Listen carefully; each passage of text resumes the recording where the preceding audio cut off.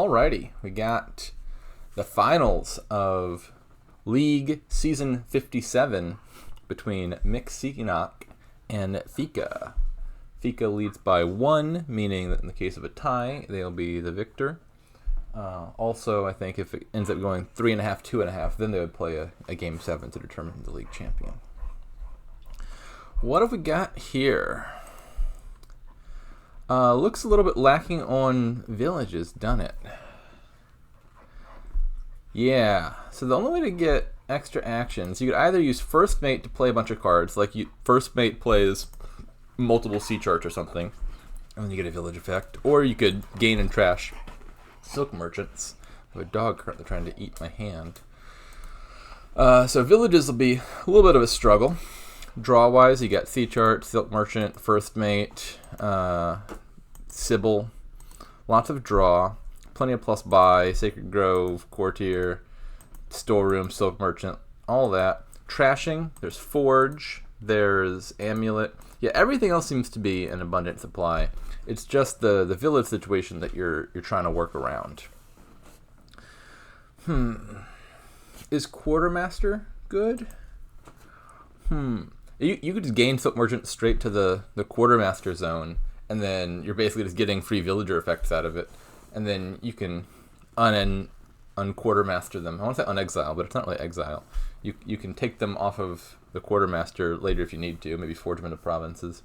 I feel like Quartermaster early to gain Silk Merchant sounds pretty good, I would think. So probably I'm opening with an eye to hit 5. That's like Silk Silver. Alternatively, you could consider something like just Pageant Amulet, which is more like I just want to trash with Amulet and get started on that early. That would also be reasonable opening. Maybe even split the difference and do something like. Actually, no. I think I like Pageant Amulet. I feel like that's you get the Amulet for trashing, and the Pageant should also help you at hitting 5. And so I expect you'd be able to buy a Quartermaster. Actually, guaranteed. In fact, yeah, you're guaranteed to hit 5. So I like Pageant Amulet. I think is an opening. Could do Silk Merchant Amulet. Also comes with a coffer. But then you get, you get a Silk Merchant in your deck, which isn't bad, but like Silk Merchant's a great card largely for the on-gain effect. And I don't necessarily want Terminal Collision when I'm worried about villages. Dog, please stop eating me.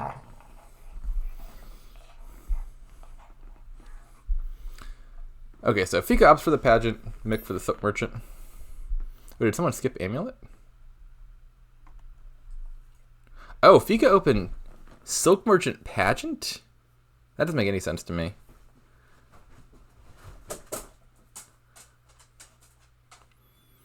The main benefit of buying Pageant is usually you buy it on the $4 turn in your opening, so that you got an extra coffer going into the next shuffle. So like imagine if you just open Pageant and nothing. Well, you're guaranteed to hit 5, because one of your turns is going to have 4 coffers in it, and then you'll have a coffer banked up, and then you can buy a 5 on that turn. Just a naked Pageant on 3, it has to be worse than Amulet.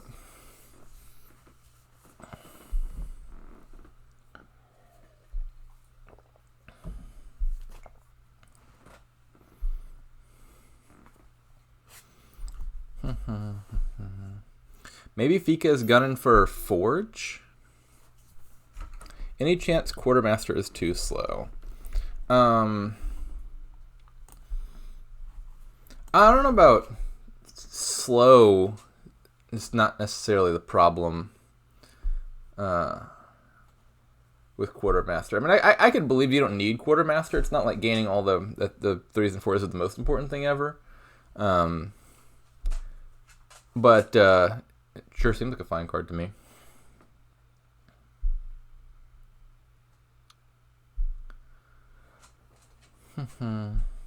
So it seems like phika decided to trash with Forge, which I don't love. Forge is fine. You can get one here. It helps you deal with the Silk Merchants. But as far as getting thin early, Amulets just can do that a lot more effectively.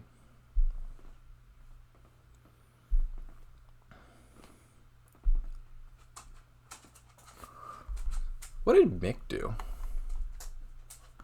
Turn 3 Pageant. Turn 4 Silk Merchant. Did Mick not have a coffer on turn 4? It did.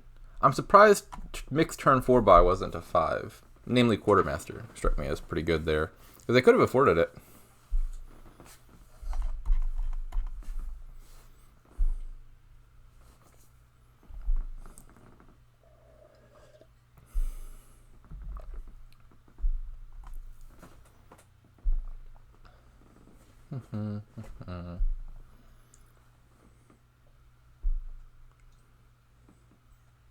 Ooh, burning 4 of our coffers just by a Silk Merchant. How do I feel about that?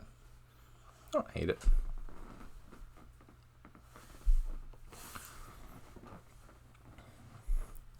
Forge all of this into a 5, I would think.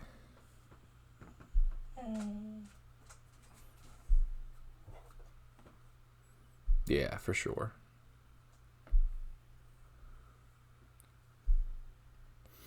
My guess is the other line you might contemplate is keeping a copper so you could buy a Silk Merchant, which would be okay.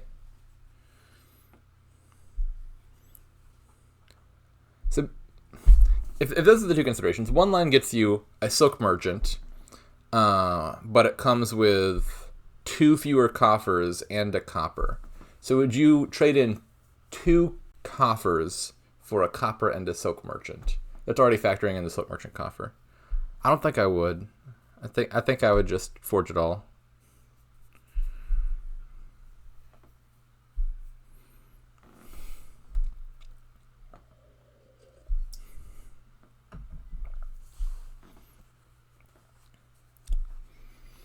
And now here, Quartermaster is less obvious. Still think it's reasonable, but given how many of the Silk Merchants have been gained, the targets are less good. Make ops for Courtier. What are the good Courtier targets? So Amulet's a 2-type, but Amulet as a duration will also be in play much of the time. Quartermaster's a 2-type, but would always be in play. So he doesn't actually have a great target at the moment. He'll have his Amulet in his hand next turn, so ideally you're revealing that. But that's if you want to play your Amulet, that's not always going to be reliable. The best target for Courtier would actually be Sorceress, which is a 3-type. But Sorceress is not an amazing card.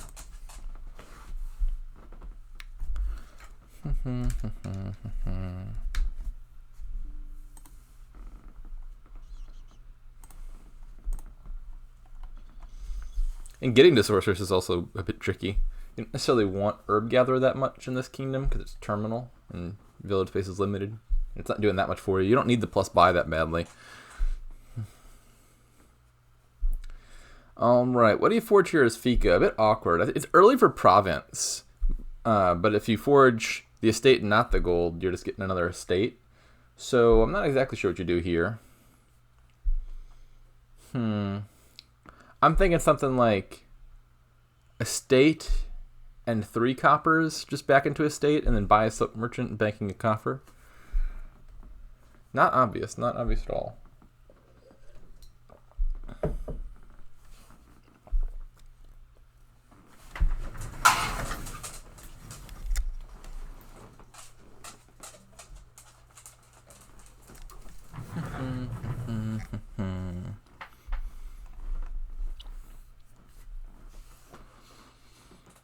Yeah, Province seems premature. I would not forge the gold. I think you're killing the estate and presumably some number of coppers. You could undo and just Way of the Worm your forge to get a victory point. Like if you want all the money, that's a reasonable line. Just worm the forge. Am I not audible? Can other people hear me? Discord says I'm speaking. Maybe you have become deaf and are as of yet unaware. Sorry to be the bearer of bad news. Actually, I'm not the bearer of bad news. If you're deaf, then you can't hear this anyway, and so you will remain in ignorance. Someone else should notify them that they have lost. What's the adjective form of ear? Oral function? Like AUR? Auditory? I feel like there's a word I'm looking for. I don't know it. Anyways, Lasso's ears aren't working. That's what I was trying to say. I was trying to be fancy about it, but I don't know how. Yeah, sad hand for Mick. They don't have the villagers to play the Silk Merchant first, and they didn't have the amulet in hand to have a decent quarter target. So now we're in the Silk Merchants are out and villagers are limited phase. So forge your Silk Merchants now to get some villagers back, and then think about first mate probably. Although their decks don't really have that many great first mate targets either.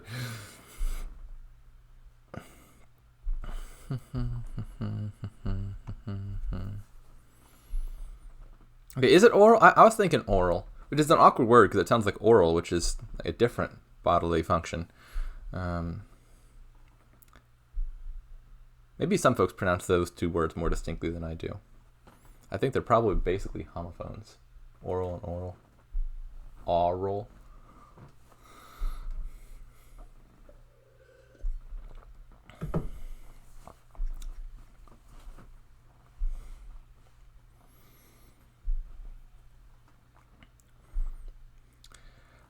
Phika's got a forge down there, and what else? I presume that's probably just some more coppers. At least one more copper. I'm not sure what the last card is. Forge, copper, and something.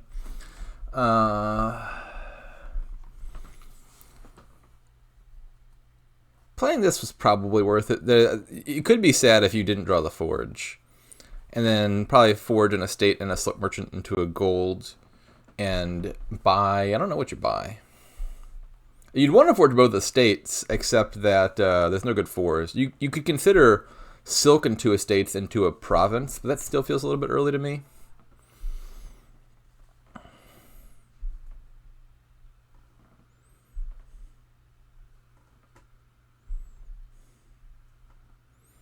I guess it wouldn't be terrible. Given the state of these decks, it's not like they have functioning engines, so you could just try to go fast for provinces, but yeah, I don't like that. Like, where's your deck going from there if you're committed to provinces? I feel like you at least want to have a courtier in the deck to increase your payload over time. And if you want a courtier in your deck, well, then you're going to need some targets for courtier, which you don't have yet. Phika's deck, I think, has 0 2-type cards. And so, like, I think if you took a province here, you're just kind of...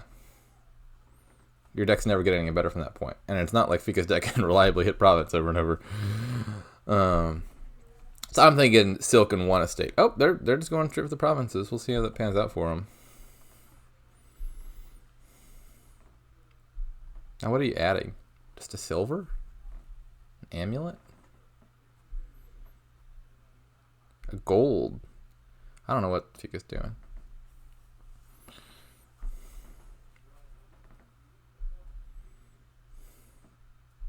I don't know that I would have killed that copper, actually. I think you're at the stage of the game where one coffer might be worth it. I mean, I guess you could play the amulet for 1 coin and get a coffer that way, so maybe that works out.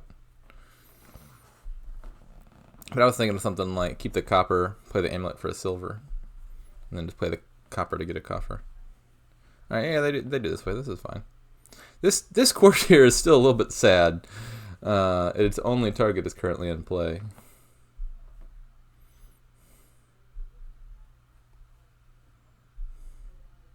I would just pass here.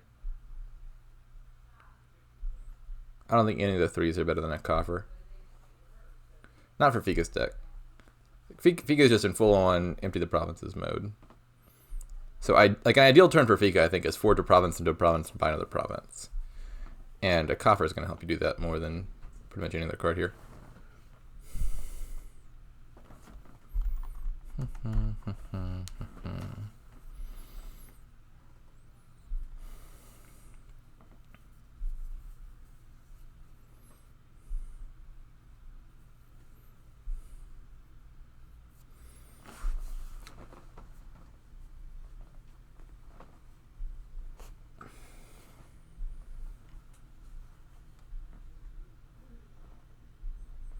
And then what are we doing on mix end? Could it be buying a province here? Amulet for a coin, play courtier, reveal silk, take 3 coins, buy province, bank a coffer, and then you're probably hitting true double in the near future with as many coffers as you got.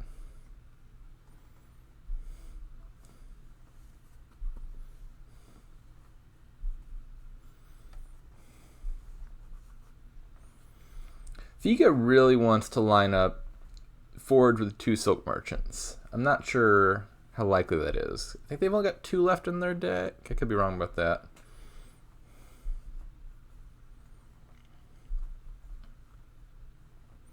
Those bottom 4 cards have a Forge, 2 Provinces, and I don't know what the last card is. But surely you play the Silk Merchant because most of those cards down there, is that silver?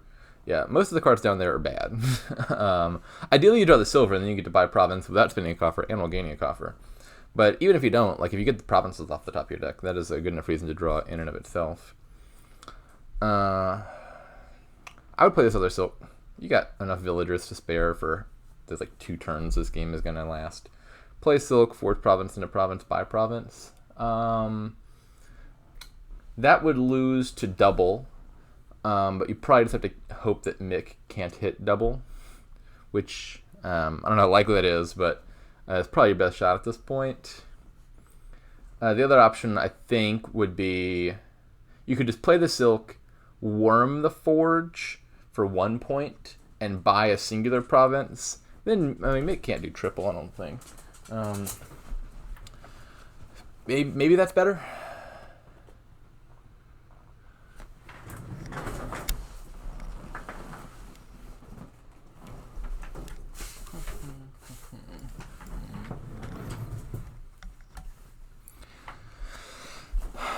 Yeah, so let's say you, or, I mean, you could play both of them with Way of the Worm if you wanted to. I don't think I like that as much. You get 1 more point playing Silka's Way of the Worm, but you leave a province on top, and you spend a coffer rather than gaining a coffer.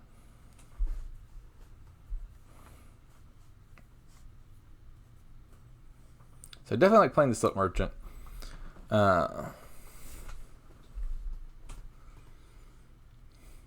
So the options here, I think, are you could do province into province and buy a province. Then you leave 2 provinces in the pile, which I mean, you're just looking at Mick with 7 coffers. I'd be worried. You kind of got to hope he's got a bit of a dead hand. Option B is just worm the Forge and buy a province. Then you're up by 7 points. Mick probably can't do triple province. Yeah, they're going for this line. A third option was just not play the Forge at all and just buy province. So basically this line, but you have 1 less point and 1 more villager, which might matter theoretically. I think a villager is worth spending for a point at this stage of the game.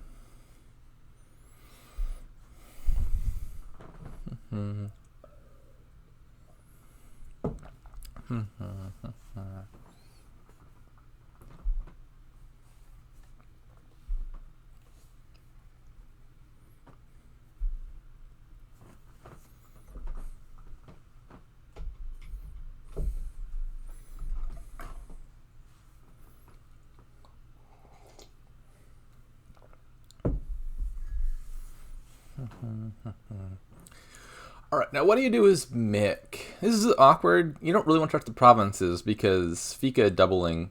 Well, I don't think Phika could do double province in the sense of scoring 12 points, but they could pretty easily forge a province and buy a province with a large number of their starting hands.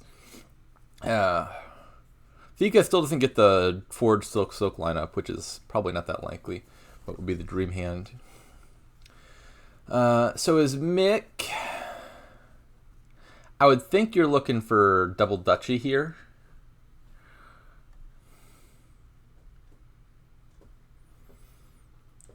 So maybe, do you spend coffers on that? Eee.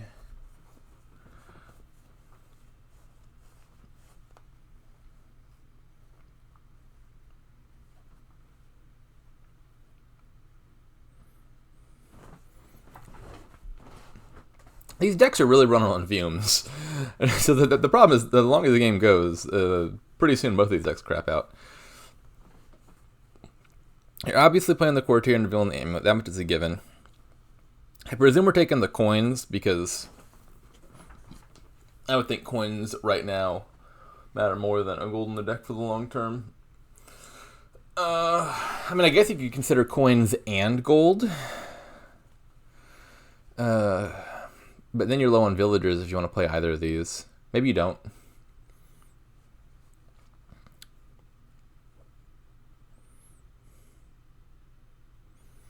So So you can do actions, coins, and then worm one of these. Actions, coins, play amulet for a coin, banking up an extra coffer, buy a single duchy.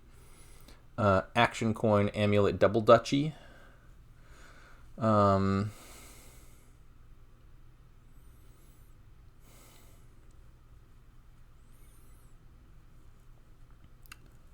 This seemed like the most likely line. It's not obvious to me whether you take 2 duchies immediately or take 1 duchy and keep the coffers. They go for the single duchy. Okay. Sad courtier has no targets to find. I think I like mixed position. Just 8 coffers is a lot of coffers.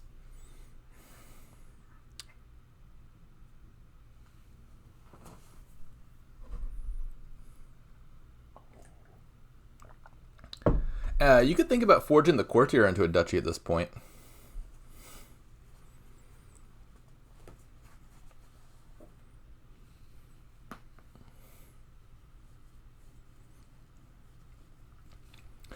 So what does phika do? If I were phika, I would play the Silk Merchant. I don't see any line that just involves playing the Forge and looks any good. So play the Silk Merchant now and then think.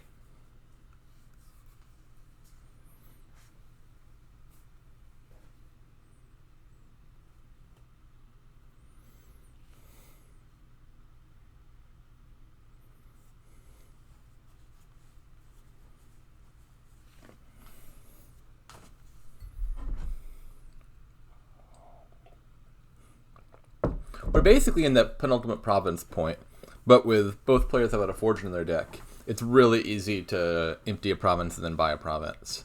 And so the duchy dancing is happening at 3 provinces. If anyone could do like a true double, it would be Mick with all those coffers, but even then that's not super likely. Who has the 2 golds? I think phika has 2 golds. So I'm trying to imagine if Mick can just hit 16 money, spinning all the coffers. They got 6 in hand with if they use the courtier terminally, which is awkward. And they got 8 in coffers. They got 1 coming in from amulet. Do they have a silver still? I don't think they have a silver in the deck. I'm pretty sure the only silver is phika's. So these bottom 5 cards from Mick are a province, a duchy, a copper or 2 coppers. I'm going to trust that there are 2 coppers in deck. Province, duchy, 2 coppers, and another silk merchant. How many silks are accounted for? There's 6 in the trash. I think Mick and phika both have 2 silks. I guess both of them are praying for the forged silk lineup that isn't happening.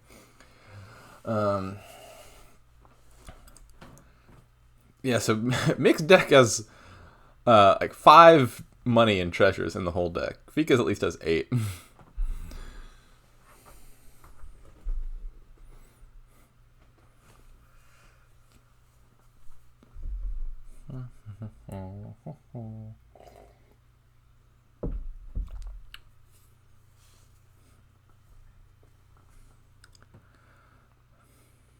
So if I'm reading this schedule correctly, I do believe there is a match starting imminently involving the moderator of A-League, which means that games 2 through 6 will be unmoderated, and then anything can happen. Mick in particular is a wild child, so I expect this to get rowdy.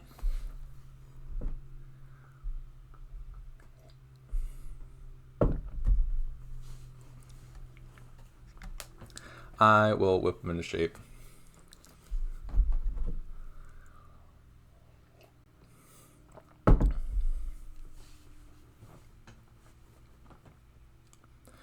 Phika thinking hard. I feel like after 4 minutes of deliberation, they're going to reach the conclusion that they should just play the Silk Merchant. Maybe they're considering a line where they just worm it and buy a duchy. So Phika's bottom 5 are a silver, a gold, a silk, a province, silver, gold, silk, province, and they have a copper too? They got a copper. Silver, gold, silk, province, copper. Alright,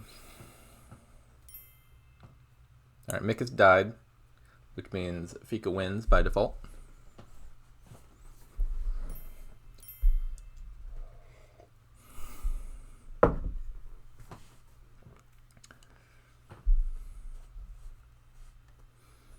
I don't know. Playing the Silk Merchant seems pretty clear to me. If you draw the gold or the silver, you're really happy, because that saves you a bunch of coffers, and that I think is more valuable than taking a singular point from Worm. All right. Many hours of thought have led them to the very clearly correct conclusion that they should just play the Silk Merchant. Now, my intuition is just buy Duchy here. You buy Duchy, save a coffer, and then pray. We're doing something that is not that. We are spending our final villager. Going big or going home? Okay.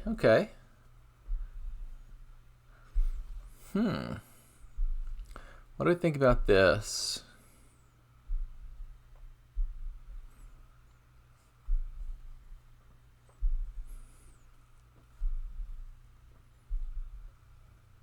I think this is a reasonable play. It's not trivial for Mick to beat this. I expect Mick will be able to beat it. Actually, how clear is that? So Mick needs Province Double Duchy, which you would achieve by playing Silk Merchant, forging Courtier into Duchy, buying Province Duchy.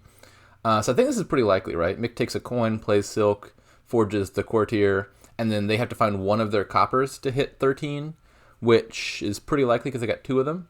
So I think this is a likely but not guaranteed win for Mick. But this seems like a reasonable try for phika. I do think that they were behind. They might have this here. Mick bottom decking both coppers. So now what? You know, it'd be really nice is if you could forge the Courtier and the Silk Merchant and then just voluntarily gain a card that costs less and just trash on the Silk Merchant just for the sake of it. But they cannot do that. So now what do you do? 12 money would in theory be enough with 3 buys, because they could buy Province Double Estate. Is this enough for the tie? No, right? They're behind by 11. So Province Duchy Estate only gets you 10 points. They need a Province Double Duchy. Province Estate would actually be a tie. And Duchy. So truly tragic. All sorts of things would have helped Mick here. Like one more villager and they could just play the Silk Merchant. If they had the Amulet in hand, they could play the... you don't want to play the Courtier. That actually wouldn't help anything. Drawing either of the coppers would be winning. I am still baffled by phika's choice of time allocation. Like, they spent oodles of time deliberating on whether to play the Silk. And the moment they drew their hand, they just immediately went for this line, which, I mean, I think it looked like a reasonable line. But, like, I thought the important decision-making aspect was what you do with the final hand after you drew, not, do I draw cards? Yeah, so Mick, bottom decking both of those coppers, all of a sudden has gone from very likely winning to very likely losing. I mean, let's consider phika's hand. They look at it 7, and all they need to hit is 8. But bear in mind that their deck sucks. In those bottom 7 cards, I think there's only one card that actually gets phika to 8, right? Down there they have a gold, which is the card they want to find, a forge, that's 2 cards, a silk, that's 3, and then where's the 26 points coming from? They got 3 more provinces, that's 6, and I don't know what the final card is. Is there another treasure that I'm forgetting about? 3 provinces, forge, silk, gold. What's phika's last card?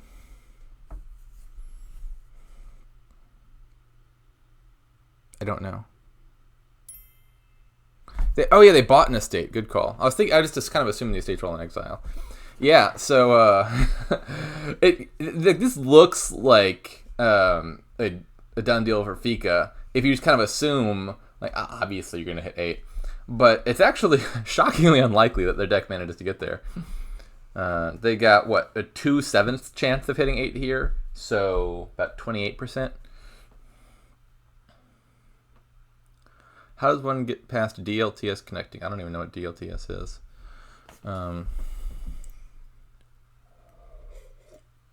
Poor DZ.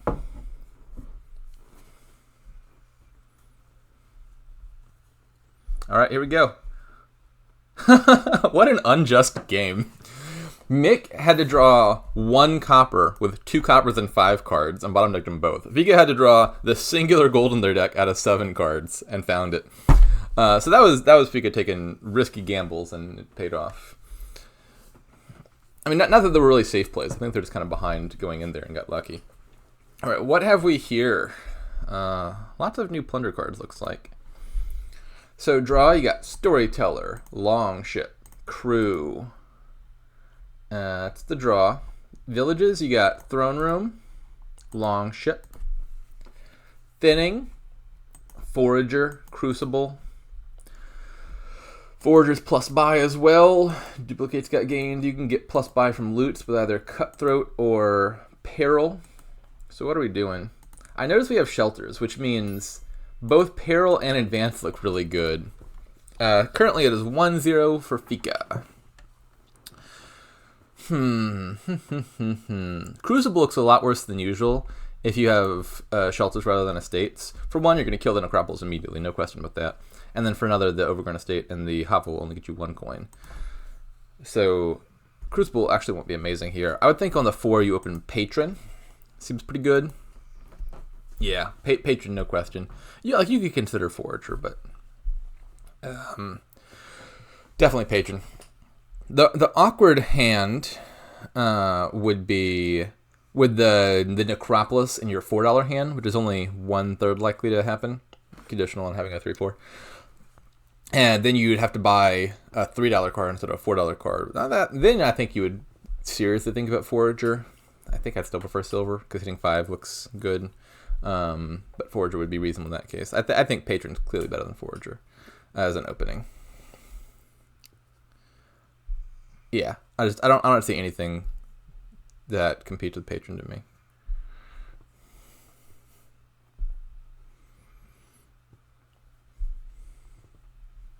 Like my main consideration here is there's a bunch of good 5s. You want to get to the 5s. Patron gets you to 5s. Patron also banks up some villagers, which allows you to start with the terminal 5s, like Crew, for example. I think would be a pretty good first $5 card. Forager gets you really thin, but the benefits of getting really thin really fast here are not like as apparent. You can deal with the coppers with the amount of draw you got in the kingdom. And Forager like really early is not amazing. Either you're trashing your Overgrown Estate and your Hovel for no money, or you're trashing coppers first, which is usually not what you want to do. You want to thin your Shelter / Estate before your coppers. DZ does not like Shelters.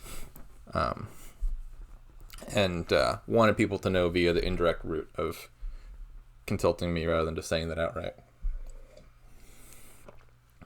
I'm not sure why. My guess is just because they're from Dark Ages and DZ is allergic to Dark Ages.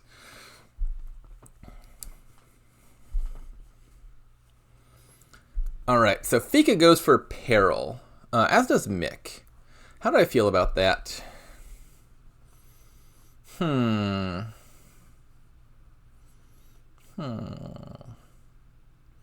It's definitely reasonable. Question is, do you want to loot more than one of these 5s? And it's not obvious to me. It does get plus buy into your deck. Like I would expect you to add Forager soon-ish. Like I don't think opening Forager looks great, but like now is a good time to add 2 Foragers. There's a lot of Foragers. So it's not like you needed the plus buy.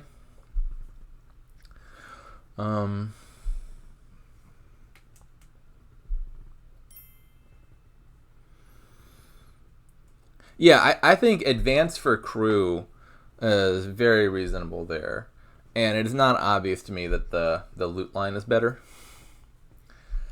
I mean, there are some loots that would definitely be better. I guess you pull Hammer early would be really good, or Prize Goat would also be very good. So maybe the gamble's worth it just because some loots would do a lot. Staff is, I think, in general, a great loot pull. Yeah, Staff will be definitely better than Orb. It's like, Orb is trying to be Staff and just being worse at it. Staff lets you play your patron for free and just bank up villagers, and then you get to go hog wild later with all your surplus actions. Or here. You might just advance this Forager, actually. Let's see. Nope, they want to trash. Thinning is winning.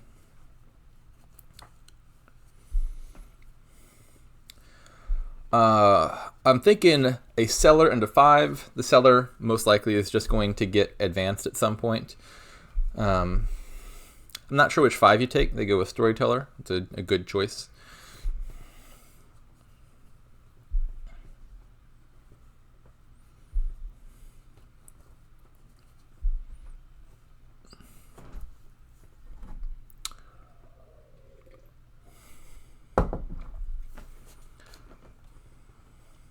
So Mick looks way ahead here, at least as of drawing their Storyteller on top, which is a great place to find it.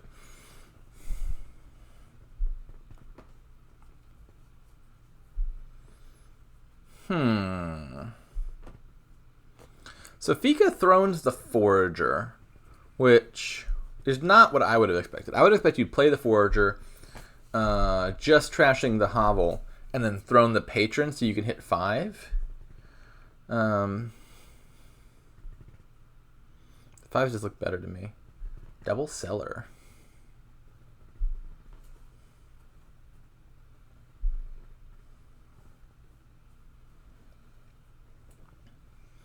Play the patron before the Storyteller, I think, just to maximize draw. Yeah. There are benefits to doing it the other way around, like in terms of conserving actions and stuff, but I think you just want to get all the way through your deck. Definitely not playing this Seller, I don't think.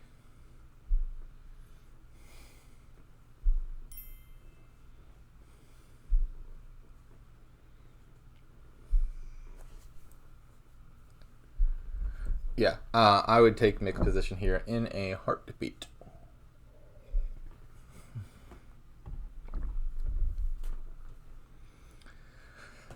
So for sure, the Seller is dying. I would think it's getting advanced. I mean, you could imperil the Seller, but that seems worse. I think the operative question here that presumably Mick is thinking about is what to do with the Forager. You could advance the Forager. You could play the Forager. I think I would just play it. Then you got 7, which is enough for Seller a 5 and advancing a Seller into maybe Cutthroat. Yeah, I like that. I'm thinking play Forager, trash Copper, buy Seller, Cutthroat, advance Seller into a Storyteller.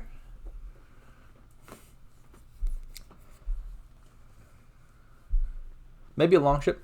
I think Longship will actually be a really good card to have. Like, you want a pair of Longships because the crew is always going to end up like right on top of your deck. And so what you really want in your starting hand is something that draws at least 1 card, which there's no great cantrips in this kingdom. Like, Seller could do it, but is weak. And Storyteller can do it, but you don't necessarily have a bunch of those easily. And so if you have a pair of Longships, you're always going to start your turn by immediately drawing your crew, which is great for not dutting. And so I would definitely at some point in this game want to add a pair of Longships. Could be now even. All right, so Mick is opting not to trash the Copper. And instead advance the Forager, which is reasonable.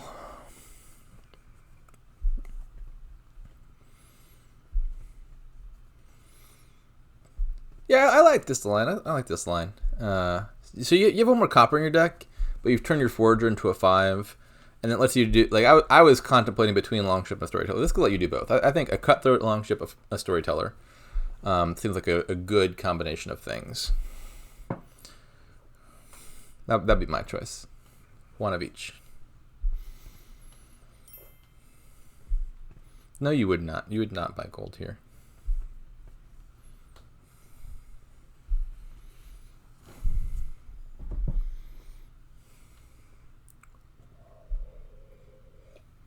A second crew. That's fine. I mean, you got the Staff, which is like a bonus village. This is a sad hand for Mick. Again, like the key thing you want to find with a crew around is just anything that draws you at least one card. I was thinking Storyteller. A second crew also fulfills that function. But Mick found neither his Storyteller nor his crew, nor his Seller for that matter, even the Seller, although you would ideally want to advance it, would let you draw your crew in a pinch.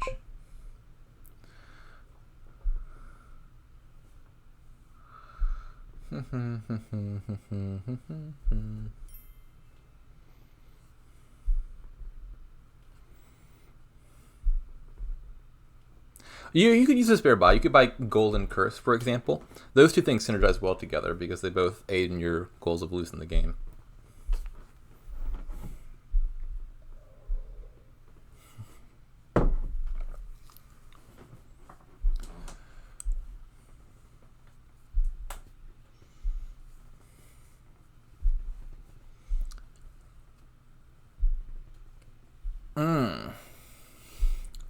What with this?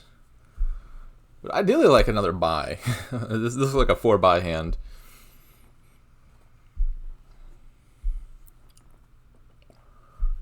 Throne Room and second Storyteller, maybe?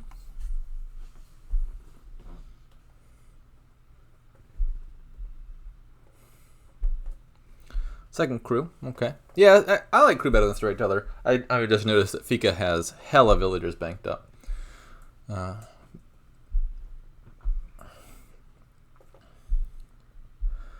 So if something could get phika back in this turn might. Mick had a dud, and phika's got a nice throne crew on top. How do Throne Room and crew interact? Let me think about this. Starting next turn.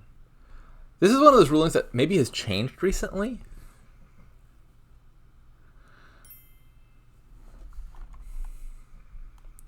It hasn't? Well, now I have to figure out, have they always stayed out together or not? So I'm going to guess the Throne Room stays out, and it's just sad. Final answer.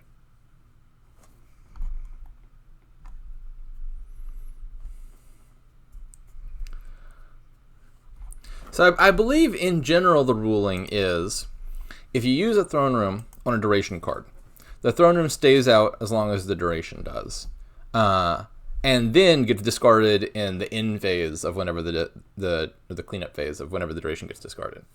And so this creates awkward complications where if you throne a Highwayman, for example, the Highwayman discards itself at the beginning of the next turn, but that doesn't discard the Throne Room that was sticking out with the Highwayman.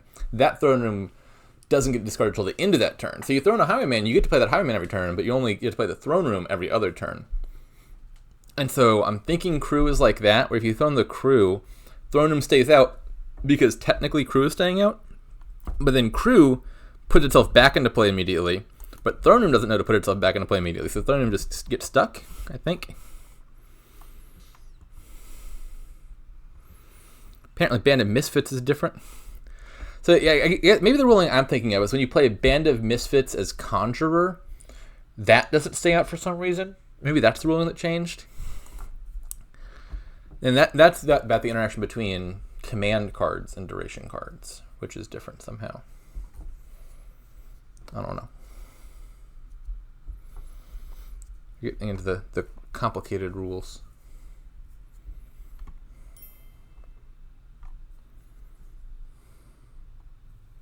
So the general rule, if you Throne Room a duration card, is Throne Room gets discarded in the cleanup phase of whichever turn the duration leaves play. So if you throne a Hireling, it just stays out forever. If you throne a Search, the Throne Room will stay out until you've emptied a pile. If you Throne Room a Gear, but then set nothing aside so that the Gear gets discarded immediately, you also get the Throne Room back. The sad interactions come with the duration cards like Highwayman and Crew, I guess, where the duration technically stays into play until next turn, and then leaves play immediately at the start of the turn.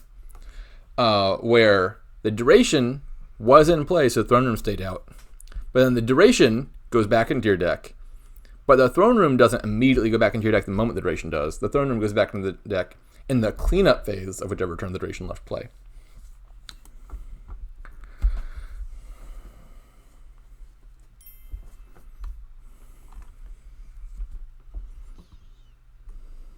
Did that change back? I remember that ruling happened and it made me sad. I don't know what the current status of Thrown Horse is, but I sure hope it works.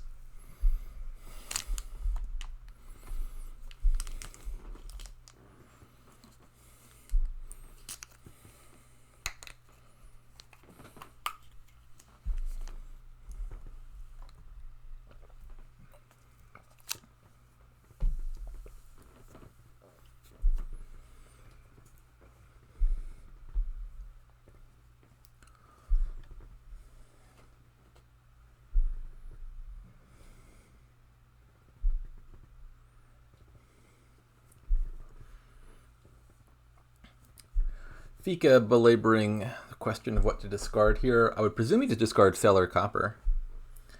Well, let's think about this. They do have 2 crews. The crews will draw you 6 cards. You'll have 12 cards down there.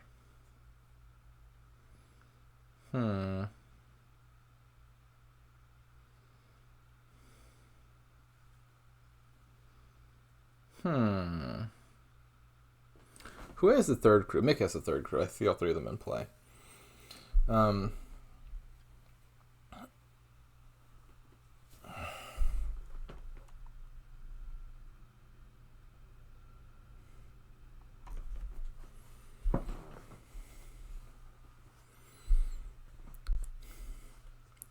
not even sure if it's really a question of whether the throne room has more to do, per se. So, for example, if you use Throne Room on gear and only set aside cards once, you haven't really throned the effect that's causing the gear to stay out. So it's not like you need the throne to be there to remind you to like pick up 2 sets of cards.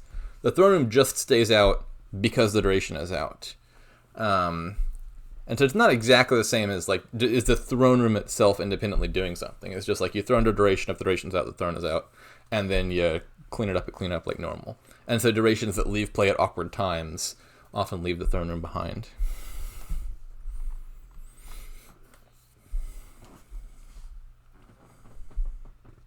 Hammer is a great loot here. A lot of good 4s.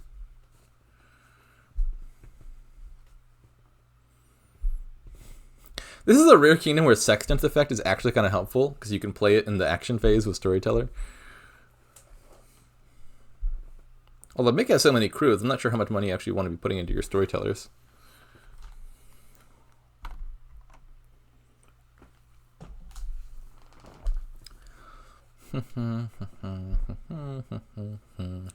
I don't know what the bottom card is.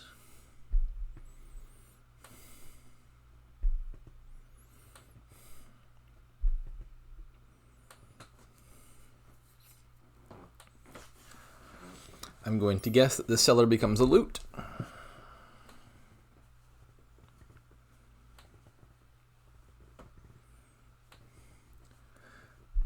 So if you don't set aside with gear, the throne room gets discarded immediately, as does the gear.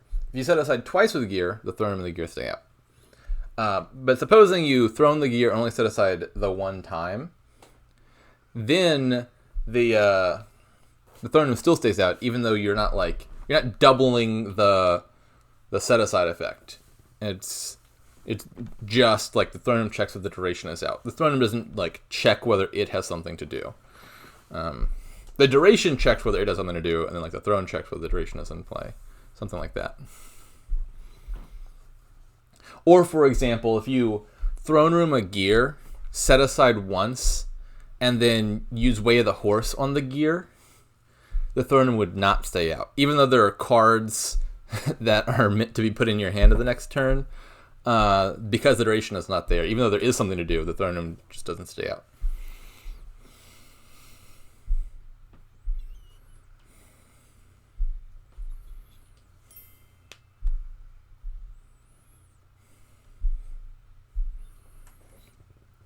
Allies and plunder have made duration questions much more complex. What's the card's name? Garrison often confuses me with the way it works. Garrison has some weird interactions. Although I think Garrison's confusion largely comes from the fact it's not the durationiness of Garrison that's confusing. It's the way that the tokens work. Where Garrison like really cares specifically about the tokens being on the pile and so fails in weird ways as a result of that. Where like if you throw in a Garrison and then horse it once, it fails because then the tokens are like lost, something to that effect. Garrison's kind of funky.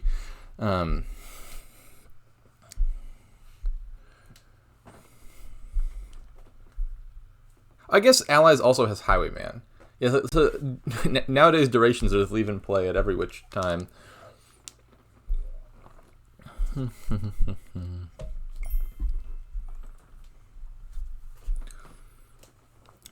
So I believe the confusing thing is Garrison like very literally cares about the tokens being on the Garrison. And so if the Garrison is not there, the tokens just can't be there, and so you don't get the draw effect. So as opposed to that being like a helpful like reminder that you should draw, it's like literally a prerequisite to drawing that the tokens be there on the Garrison specifically.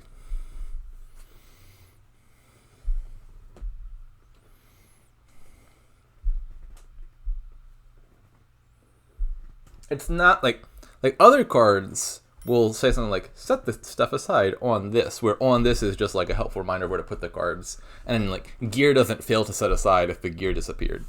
Garrison, you have to have the Garrison there to put the tokens on, and so that one's kind of funky.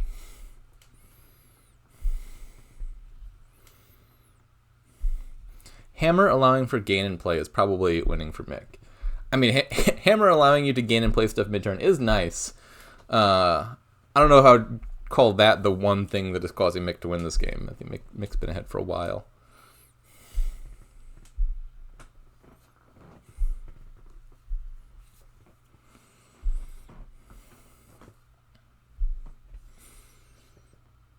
You never know. Mick was also ahead last game.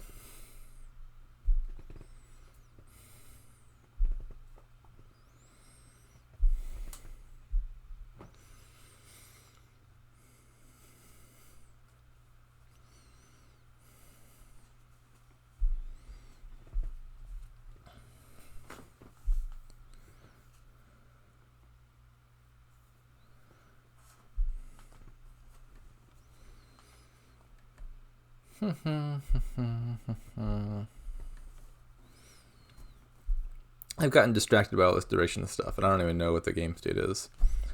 We are contemplating how much to draw. That's always a tricky question. This sure looks like Mick drew too much. We got a whole unplayed crew right here.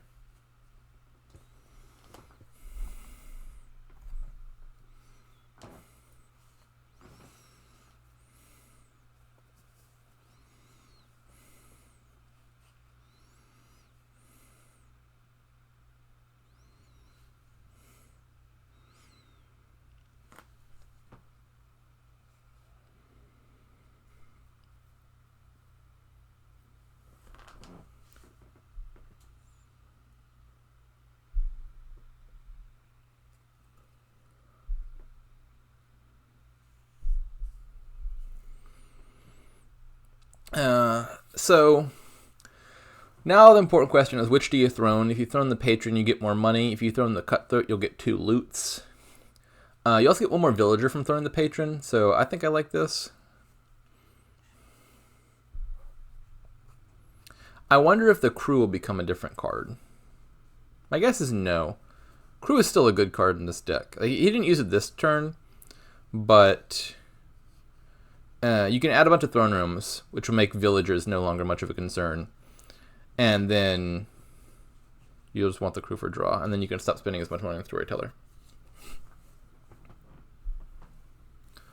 Spell Scroll.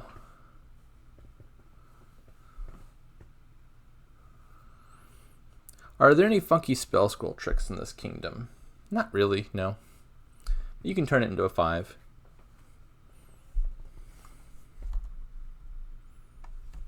You could actually turn the Spell Scroll into a 5 by advancing it. It's clearly worse, but something you could do.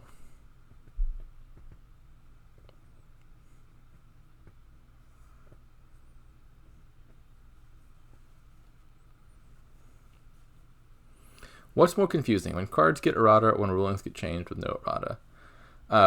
I personally get more confused by the underlying rules changes because it is not as apparent. Whereas, like, if Merchant Guild changes, you can just read the new card and see what it does. Whereas it can be hard to remember, like, what's the current status of livery plus innovation interactions? I still am not sure how Band of Misfits works. I know that ruling changed.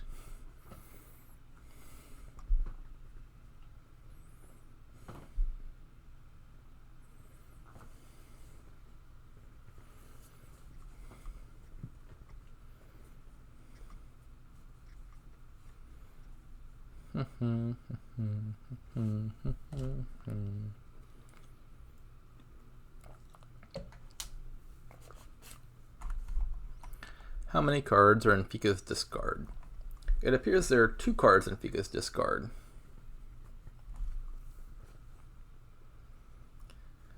This is an intriguing order. Why are we playing the Cutthroat right now? I can't explain that. I cannot explain that at all. If you want to know when the rulings change, just bug DZ.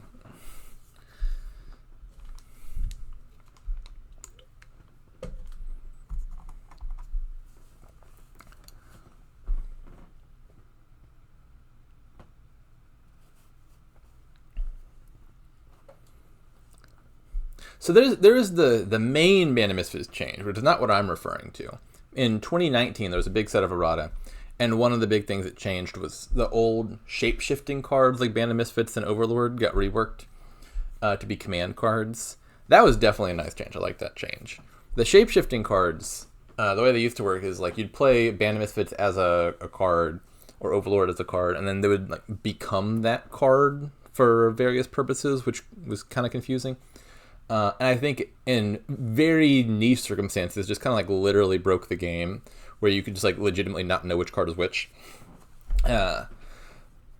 And that got changed, and now all the shape-shifting cards, which were Band of Misfits, Overlord, and Inherited Estates, now work the way Captain does, which is they just play a card.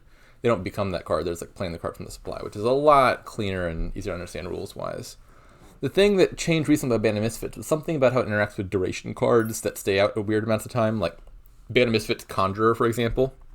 I think it used to be that Band of Misfits playing a Conjurer would stay out, and you just only get to play it every other turn. And now Band of Misfits playing Conjurer doesn't stay out of play, I think.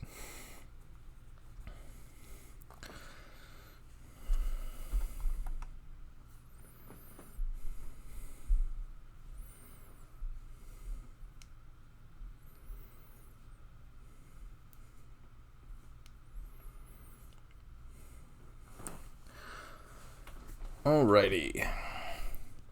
It's kind of interesting to see Seller's pile. Seller, obviously a terrible card, but a cheap card.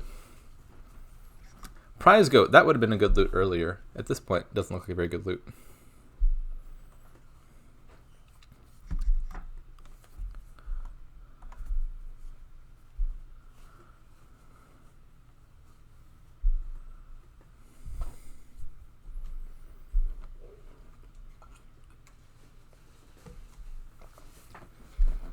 It is actually kind of surprising how not low piles are, but that's because so many of the games have been devoted to loots.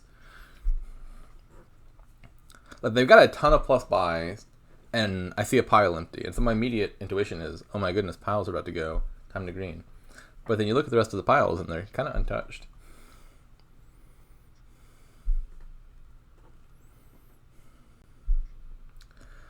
I would think Phika wants a second Storyteller. Storyteller is a lot of draw here, and you could be really sad if you bottom deck your singular Storyteller.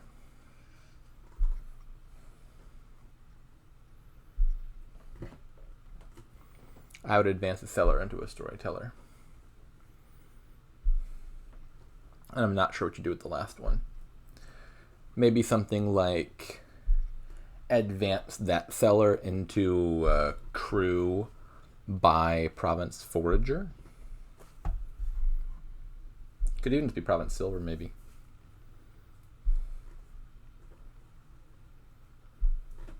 You don't need the province either, and you can consider other sets of buys. Advance Seller into a crew, buy Forge or Patron Duplicate, or Forge or Patron Throne Room, something like that.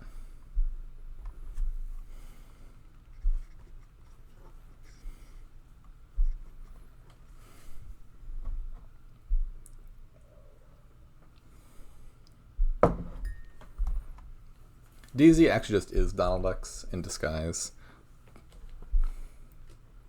You'd never guess it, because this is Donald the Ved.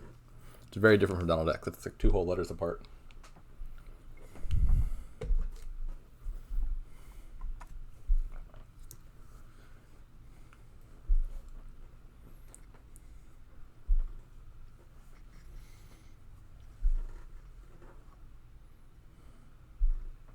This is a long kingdom. very, very thinky, lots of decisions, and also the piles aren't running very fast. So this game could last a while.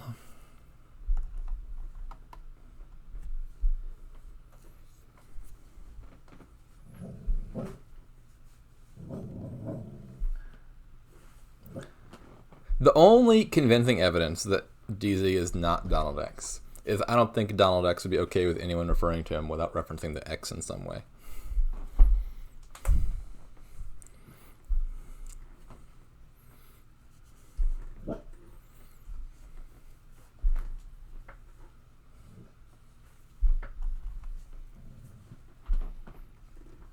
All right, what do we do here? We imperiled the seller. I don't like that. I don't like that. So you gained a loot. You could have had a 5 and a 3.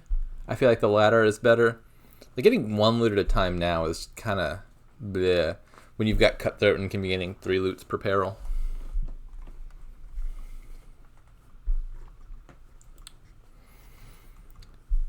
Yeah, so I think this was the sort of turn where you could waffle about whether to take a province. Like your deck is running already. You don't need to keep building. And one thing that could push a little bit in the direction of province is the existence of, what's it called? Crucible.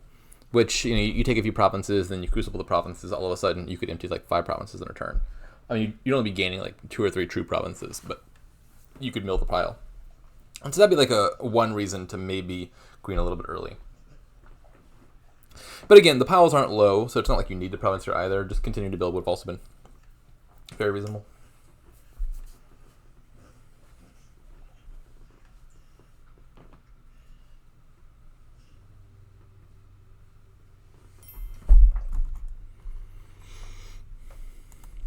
Are you really interested in Crucibles? I wouldn't say I'm really interested in Crucibles. It was a decent book. Anyways, like the Crucible thing would be relevant, like if you were ahead in points. Like Mick, for example, I think would actually have the best case for doing this. Is like imagine you take a province or 2 early, and then your opponent doesn't immediately green in response, and then you play Storyteller on Hammer, mid-turn gain a Crucible, and then Crucible some provinces, and you've got like 40 money. Yeah, Crucible loot is also not that bad. I don't think Crucible is necessary. I wouldn't be like super surprised if it's not gained. But if you had an early lead, Crucible would be a way to effectuate the end of the game while you've still got the lead.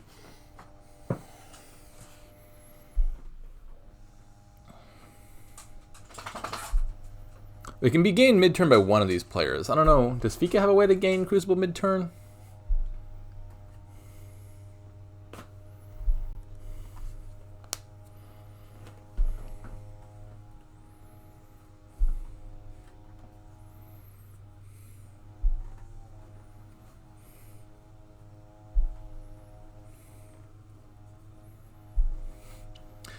The funny thing for mixed deck is you kind of want to play the Storyteller not for the draw, but just to play the loots at opportune times. Like, oh, play the Staff to get an extra village effect, or play the Hammer to get a card in your deck, or stuff like that.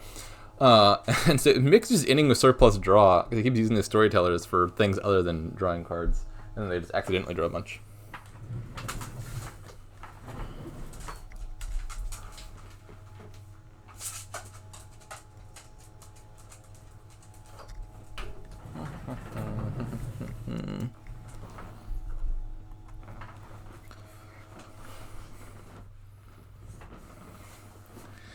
As Mick, I would think about something like double province here, maybe.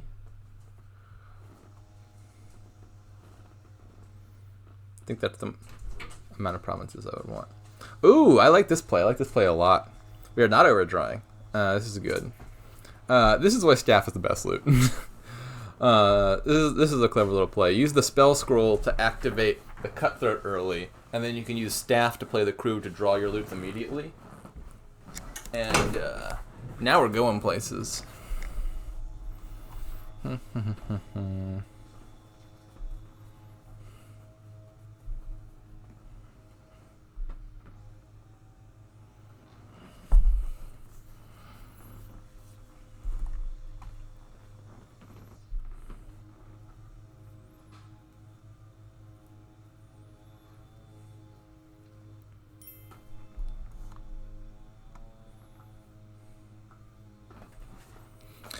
This is a pretty common thing to look out for in at least certain types of loot kingdoms. Sack of loot is the main one that comes to mind for me, where you draw your deck, you play a sack of loot, you've got a bunch of loots in the trash, not in the trash, in the discard, and so anything that can draw you those loots, staff being the most obvious one, can be really helpful for getting immediate money out of them. Common thing to look out for. Now Forager is at 2. Oh, you mean the value of the Forager, not the pile. Indeed, Forager will now make you 2 money if it ever gets played. Yeah, so 2 province seems like a good number for Mick. And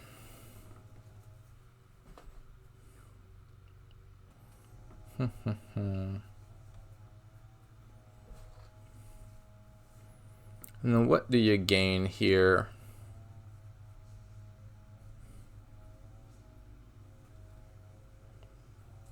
I kind of want a duplicate.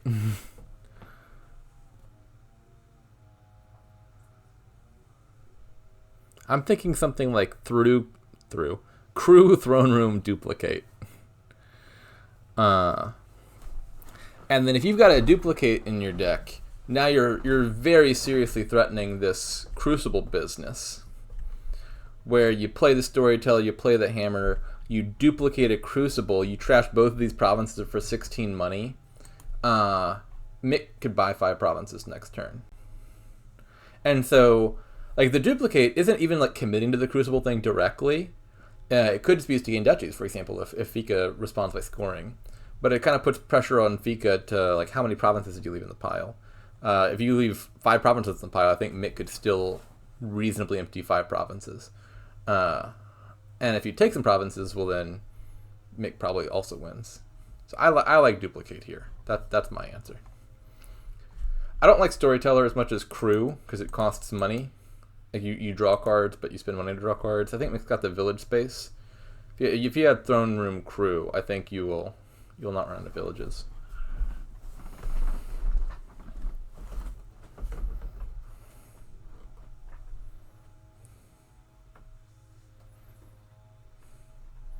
And now we buy a duplicate. Come on.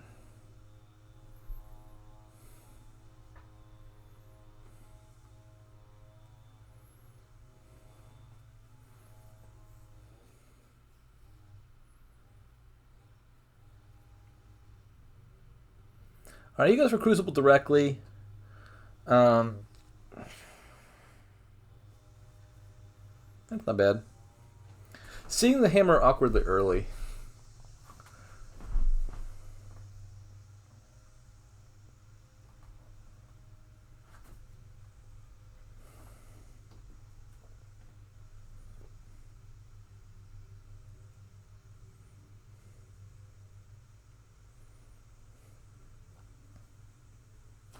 I don't think Phika's deck can do 5 provinces.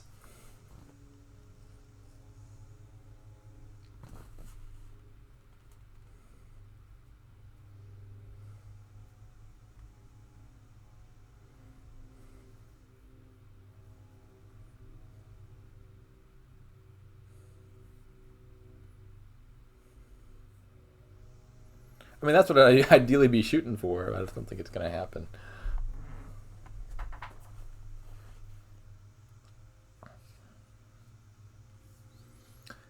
Phika also a little bit low on villagers.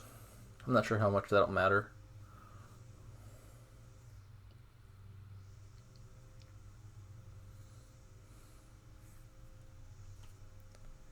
This would be a very tricky kingdom to play. I'm glad I'm not playing it. Because one thing that the players, I'm sure, are having to think about a bunch is exactly how many treasures do you play with Storyteller. That is a difficult calculation. Because the goal is generally, like, you want to draw exactly to the end of your deck. And with Storyteller, you could draw too much pretty easily. Where you put a bunch of money into Storyteller, you overdraw a bunch, now you're wasting money on draw you didn't need. You draw too little, and then you're done. And so playing money with Storyteller is often trying to calculate, like, how many cards do I have in my deck, how much draw do I have left in my deck, what's the exact amount of money I need to get to the end. And then if you're doing gain and play stuff, like Mick doing a second ago with the spell scroll and the staff, well, then you got to account for that. And so you're in this situation of trying to calculate, like, the end of your turn, in the middle of your turn, looking at, like, a Storyteller in half your hand. And that can be tough to do.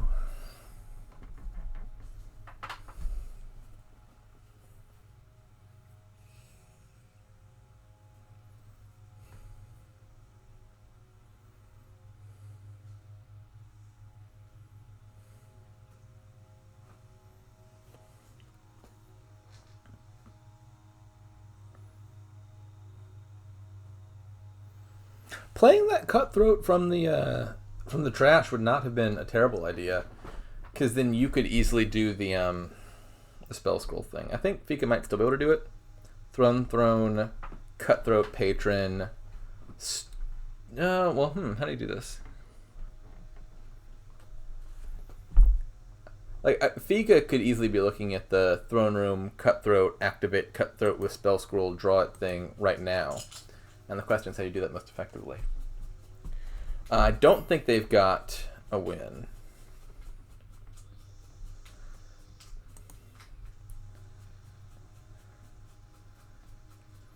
I'm not sure if Mick can gain 5 provinces. Definitely possible. I wouldn't rule it out. But even if he can't, like, if you just leave 5 provinces in the pile and Mick gains 4 provinces, you're still in a world of trouble.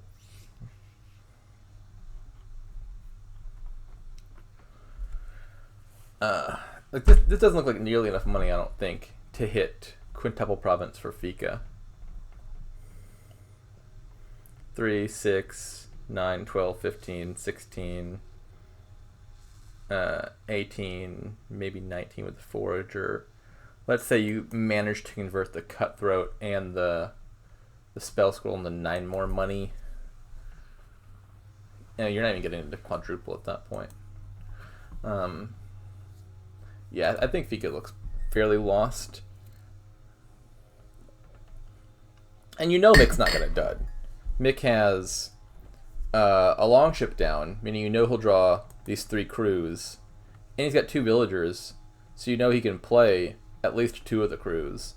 And so Mick is going to see the first 13 cards of his deck and just has to find, like, a village or draw.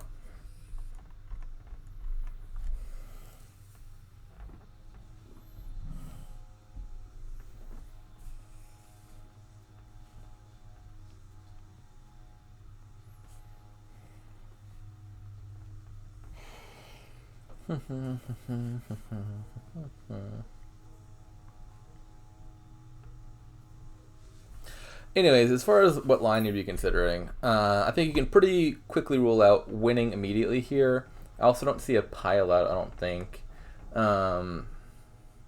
Actually, maybe let's not rule out so quickly. What if Phika can pile? Let's say you try to empty Throne Room and Estate. Is that a possible line?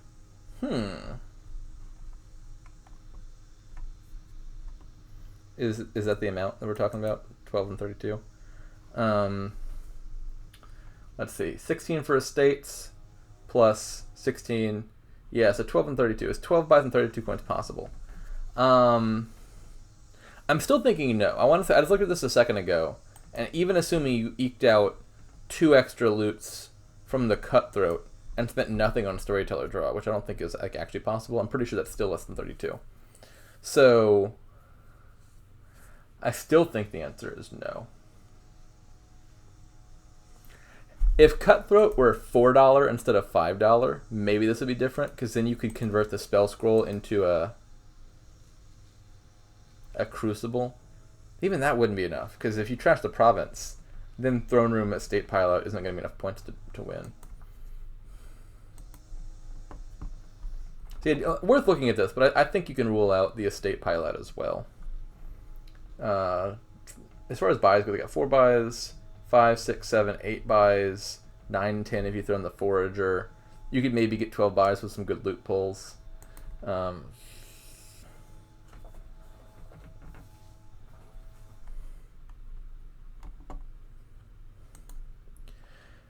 Maybe they'll pull out a pile up that I'm not seeing. I think if they do, it'd probably be something with the Estate Pile and me maybe slightly underestimating their deck or pulling a really nice loot. But I think they're a bit short of Estate Throne Room, which is probably their best shot. And I think they're pretty well short of 5 provinces. And if they do neither of those things and Mick gets another turn, I think they're just losing.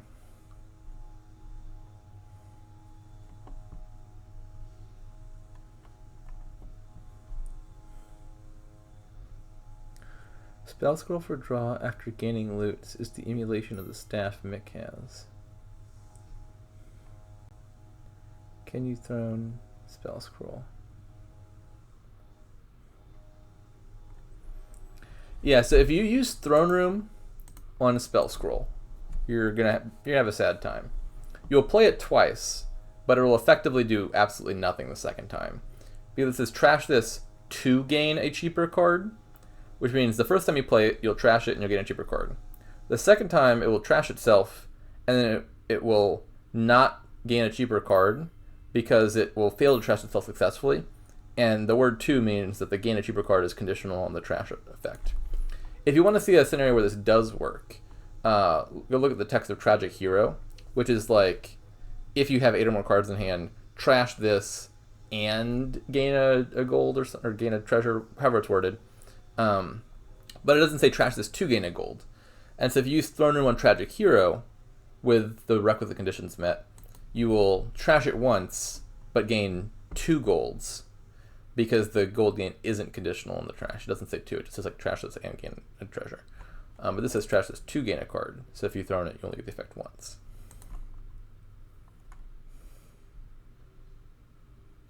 Yeah, so if you did, it's functionally equivalent to 2 for Dominion purposes. I think 2 is the preferred phrase nowadays, because it's, I guess, a little bit simpler and maybe it looks nicer. But if you see, like, trash this, if you did, blah, blah, blah, that means it's conditional. And then 2 is doing the same thing. Trash this to do something is basically like saying trash this, if you did, gain a cheaper card.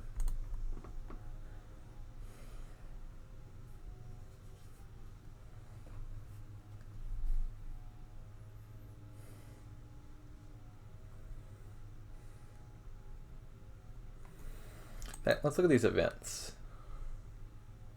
Yeah, like Peril, for example. You may trash an action card from your hand to gain a loot. Imagine if Peril just said, trash an action card from your hand, gain a loot. If that were the text of Peril, you could buy it with no actions in hand and you'd get a loot. Because you would try to trash an action card, you'd fail, and then you'd get a loot. But because it says you may trash an action card from your hand to gain a loot, you have to successfully trash the action card or you get nothing. And then same thing for advance. This one says if you do, which I guess is the third phrasing. So you got if you did, if you do, and 2. But if you do is functionally the same thing as 2 here.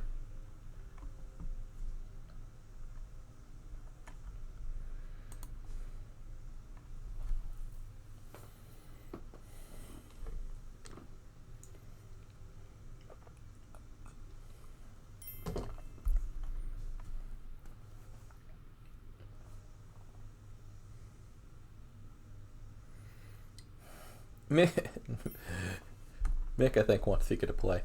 Phika is struggling to find a line here. This is the sort of hand where you want to look for a win, and then you realize there isn't a win, and you realize if you don't win, you're about to lose. And so you look again for a win, and you still don't find a win. At some point, you have to resign yourself to the fate that is inevitably coming your way.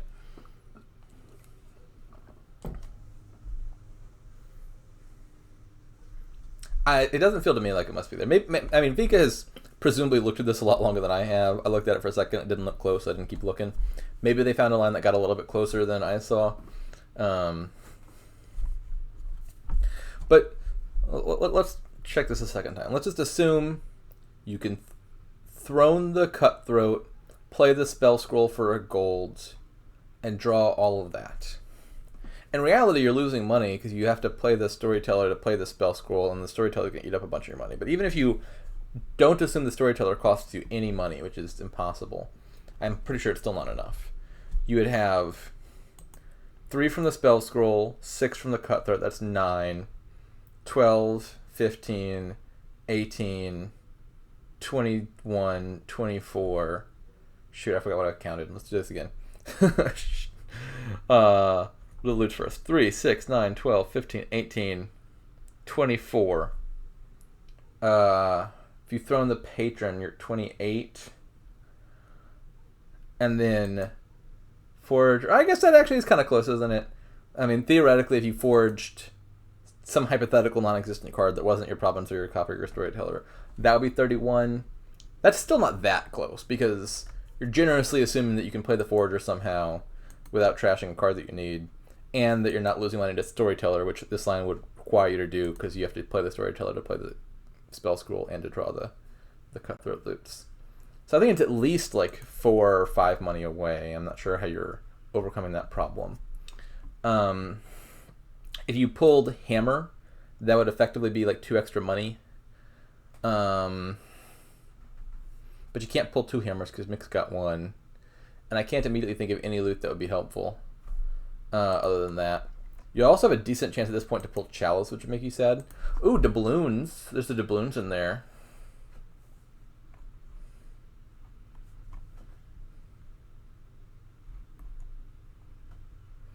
Yeah, I think that's what you have to do. You throne the Cutthroat. Even this is kind of awkward. Just like the action situation is hard. Because what you want to do is throne Cutthroat, play Storyteller, play Spell Scroll. But that order doesn't work. So you throne Cutthroat, you're out of actions. So you have to throne, Cutthroat, Storyteller. Now you've wasted a throne room on Storyteller that you didn't need. And now you only get to play the patron once. So you're also losing money there. But I think your best shot is throne Cutthroat, trigger Spell Scroll, get 2 new loots, and hope you pulled something amazing. I think best possible case is something like double doubloons or doubloons hammer. That line might also leave you buys short. I want to say when I was looking at this, you were like hitting 12 exactly, assuming that you pull loots that or gain like or plus buy loots. So if you pull doubloons, you might not have enough buys even for the estate pile out. So yeah, I don't think phika is that close to the pile out. And I think your best case scenario involves some random dice roll with Cutthroat that they're apparently not even trying to do.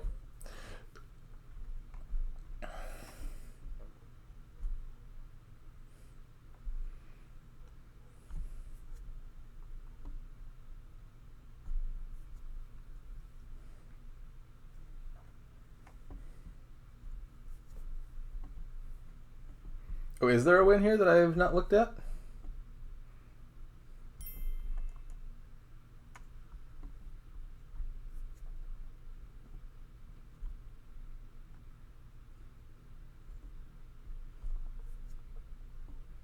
Ooh, what is this? Do we have it? Nice, well done. Piling Throne and Crew. Did not see that coming. Yeah, I thought there wasn't even close to pile up. Well played, phika.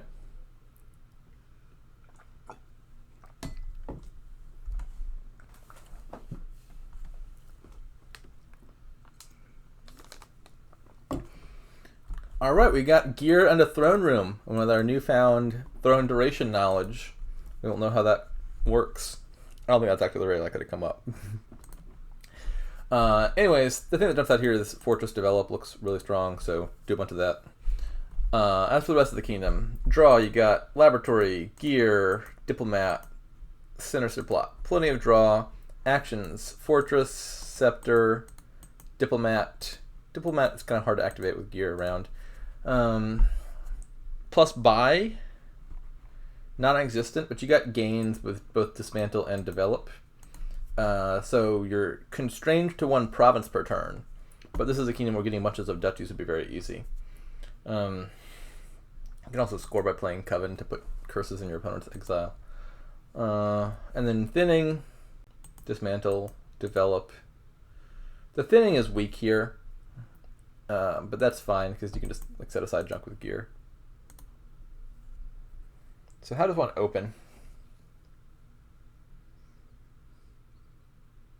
The 3 could be gear or develop.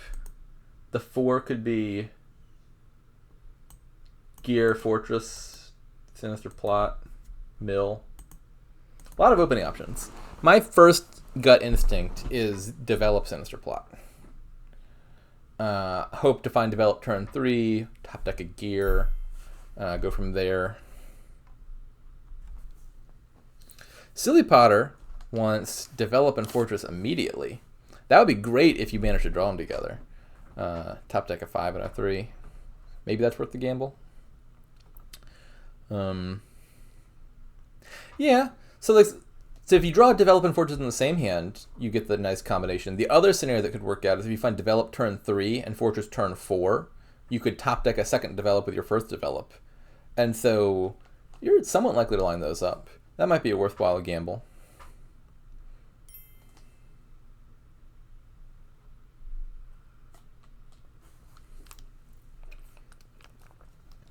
Here we have develop mill and develop sinister plot. Mill is a good card at getting you to 5, and the 5s aren't necessary here, but lab's a good card. And then develop sinister plot, I think, is like this is my initially preferred opening. You want to develop in your deck, gets you thin, gains you cards that you want, and then sinister plot is just something that you're going to want. You can pop this in a few turns to help line up develop and fortress.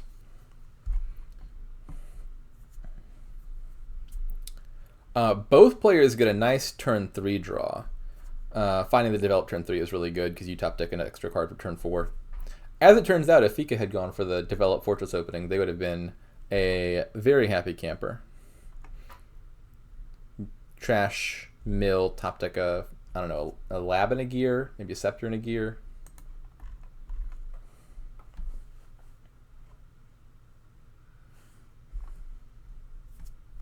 Ooh, I don't like that at all. I don't like that one bit. I would have played the gear and set aside the fortress, yeah. I mean, they still have a decent chance to draw it. Set aside... What are you doing?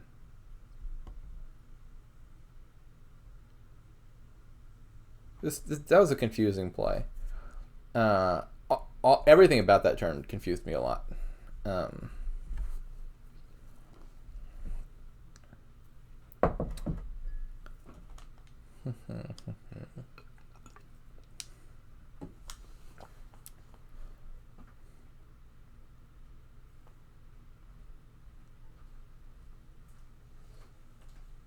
Oh, fascinating. Mick had developed fortress and just chose not to develop the fortress.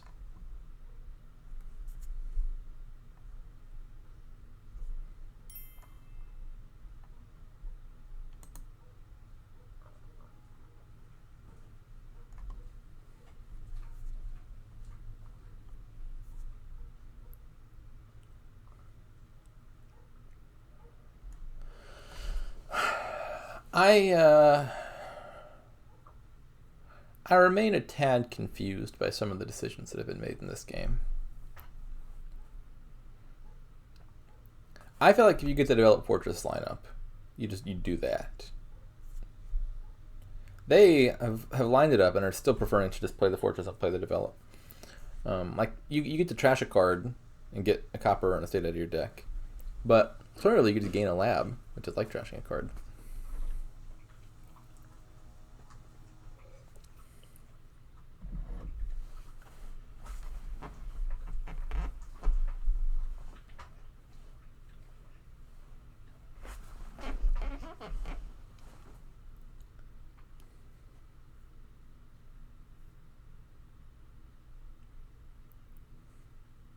Who has the 2 fortresses? Mick has the 2 fortresses. All right, yeah. Given that Mick has the 2 fortresses, I think drawing on here seemed reasonable. Now you set aside estate copper, develop your fortress into something nice. Yeah, I would think gaining a lab is good to the top of your deck, and then I would probably buy a scepter as Mick, with the idea of using the scepter to play the develop a second time. And that's better than the reverse order, because if you develop the fortress into the scepter and buy the lab, the scepter's top decked, which is not where you want it. I think the goal of the scepter is just to play your develop twice in a row.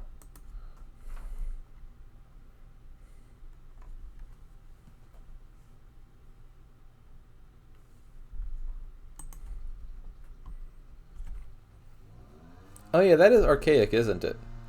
I believe treasures used to all have like when you play this, blah blah blah, and that has been dropped because it's just already implied by the cards. Ooh, it's a sad draw.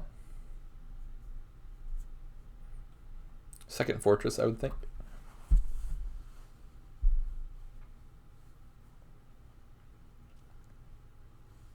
What did Mick end up doing? They just went for 2 laboratories. A little bit safer.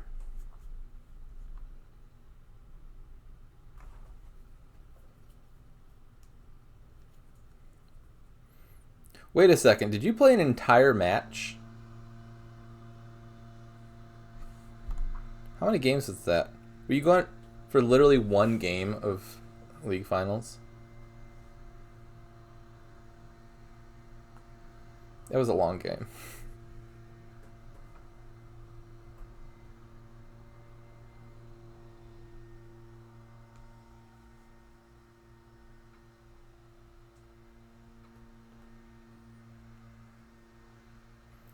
I think it's worth playing the fortress here. Ideally, you find your second fortress and you can develop that. But even if you don't, I think the benefits of drawing one here and getting a gear blade are more than worth it. And then develop something else if you have to.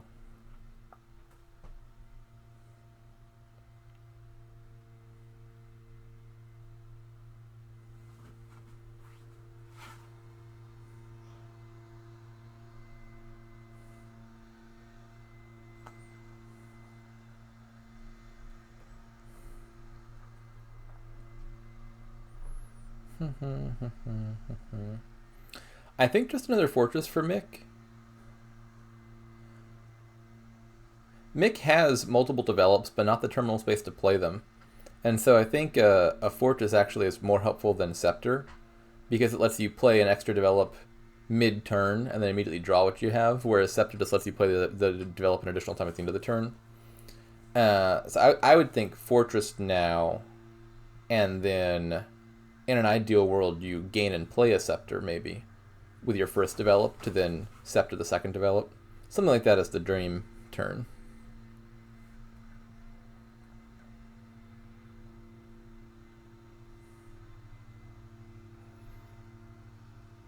I really want a bunch of villages. There's a lot of terminals you'd like to play. Playing lots of gears is good. Setting aside the coppers, playing lots of develops is good.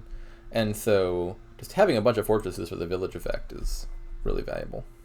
Especially because a lot of the main lines involve leaving a village in hand, which is cutting into your actions itself.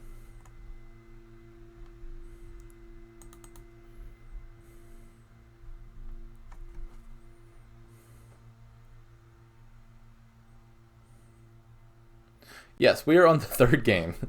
The singular game 2 took apparently as long as 4 games in the other match. It was a doozy.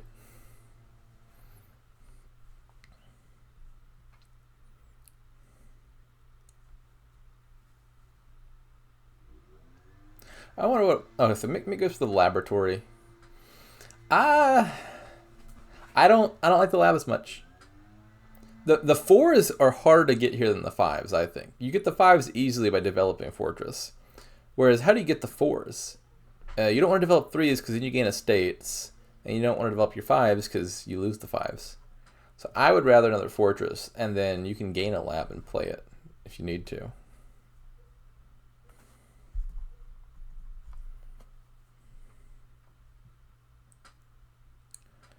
Okay, here we go. develop fortress twice, gain 2 labs, at least 1 develop, and then the other thing can be whatever you want it to be. And then buy another fortress.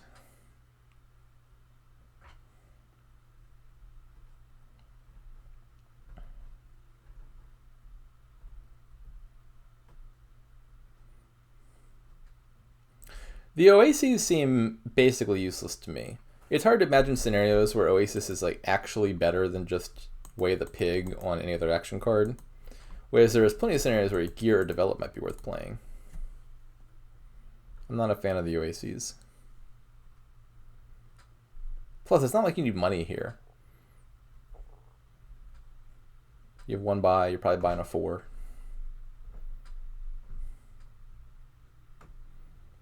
Pig the Oasis. Play Fortress, play Gear.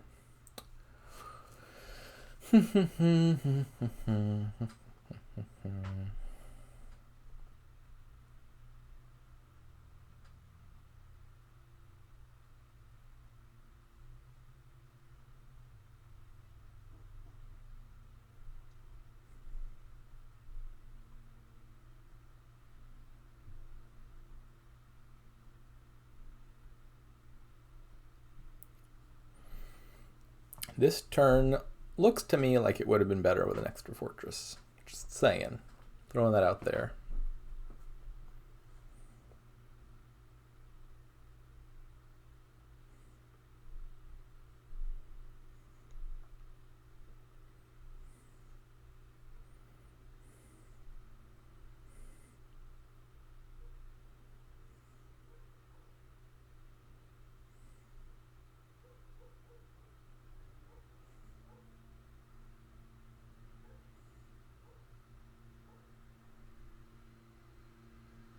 I would play the fortress. Ideally, you find either fortress. If not, you get to play both develops.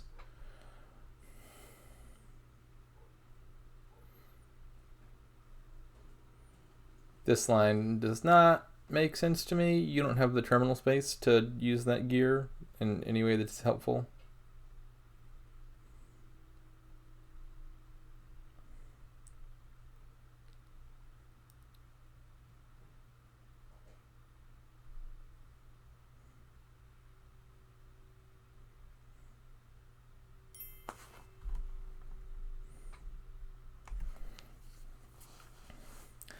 I think, I don't know, phika's Scepter felt a little bit early, maybe.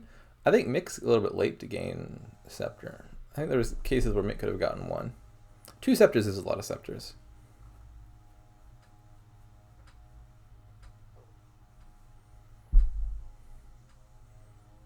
They're on opposite ends of the Scepter propensity spectrum when the ideal play is at the golden mean.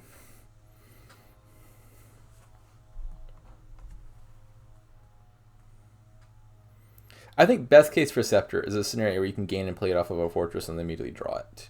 And I think Mick has had those scenarios.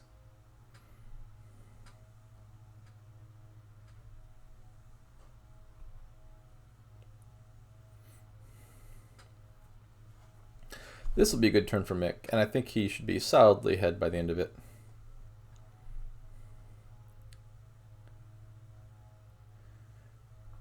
Please pick the Oases. You don't need the money. Here will be a good example of I want to gain and play some Scepters on this turn, and then top deck some labs with them.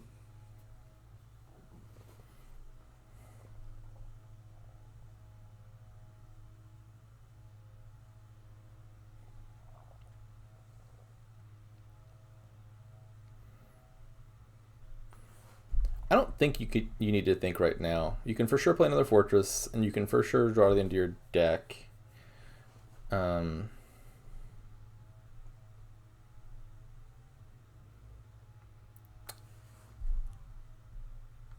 Who's trashed the coppers?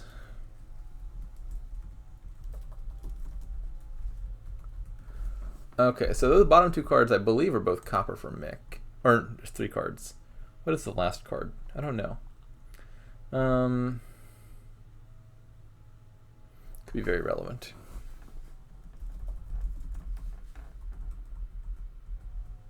It's a lab. Yeah, just draw your cards. There's a lab down there. Presumably want to play that.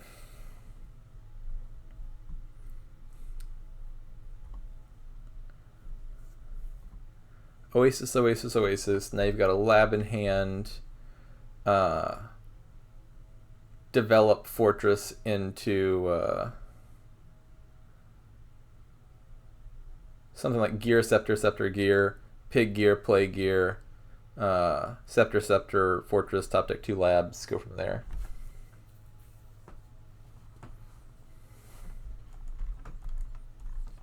Why are we discarding estates? You don't need the money. Are you buying a province this turn?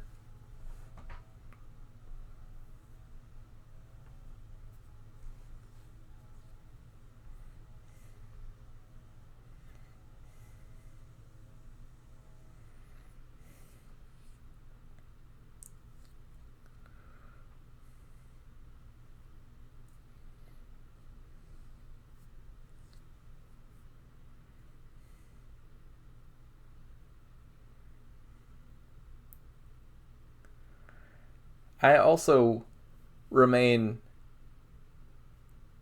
baffled by the Oases, both why they're in the deck and why we are not picking them. Both seem like strange choices to me.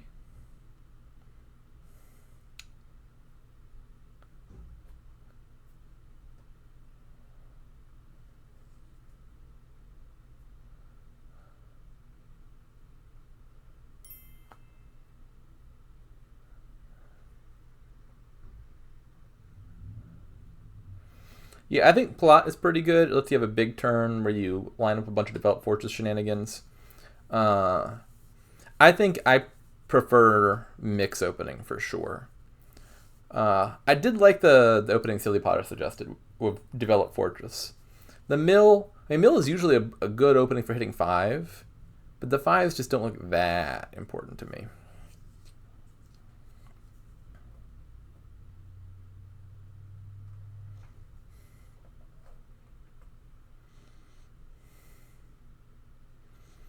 So many oases, and I don't understand why. Why do we have these?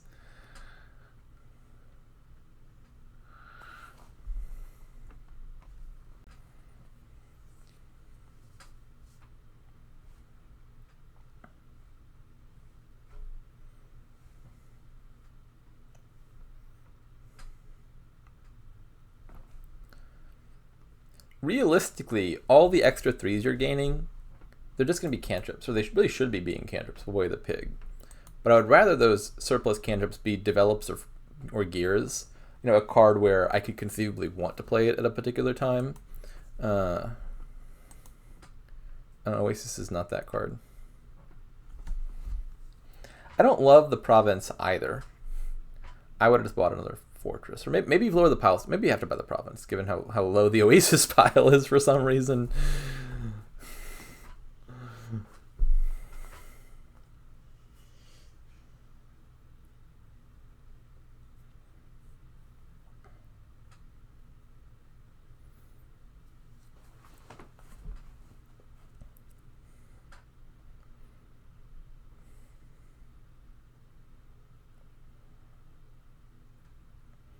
As phika here, what do you do?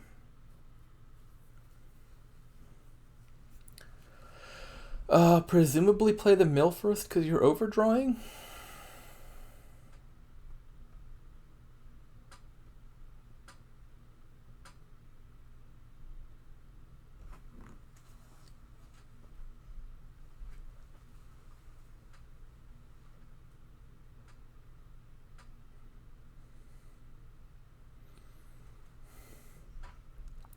I would think about something like develop the fortresses into additional scepters and silvers, and then use the scepter to play a gear to draw some of that, and then try to both buy a province this turn and set aside a bunch of stuff for the next turn with hopes of kind of giving yourself basically a plot turn. Although, as I say that, they didn't actually set aside anything with either of those gears. So even if you manage to get a gear set aside with one of your scepters, that's not actually that much of a a mega turn.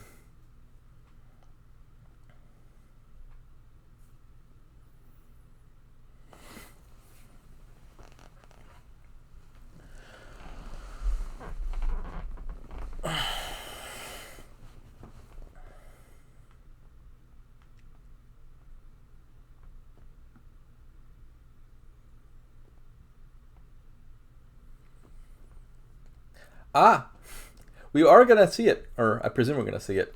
Here we have the elusive throne gear interaction that was the subject of much of last game, despite not being present in that game. So, phika initially did not set aside anything with either of these gears. And yet, if they choose to set aside anything now, the throne and the scepter both stay out, even though you only set aside once.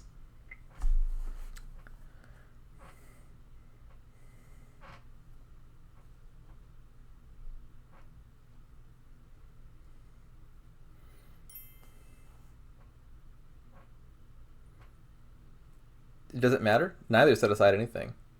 If you set aside with one and not the other, you would definitely want to play the scepter on the gear that you set aside with already. But the only two cards set aside are the ones they just set aside.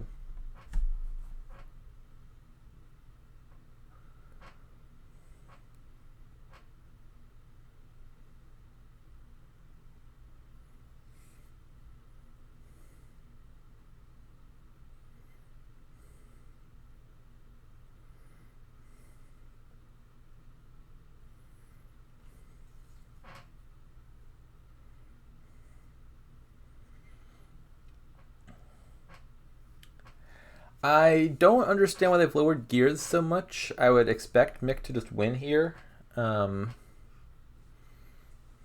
gears and oases.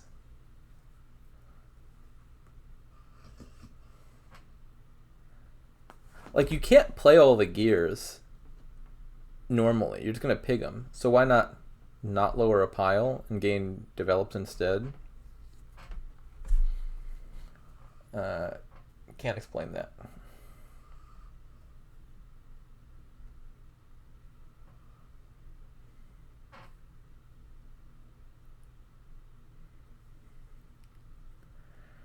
How many scepters does Mikkolas have? 2, I believe.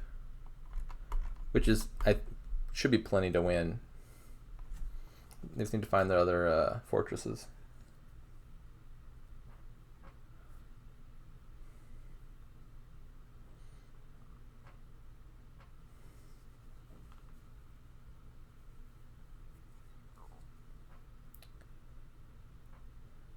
Do they have another fortress down there?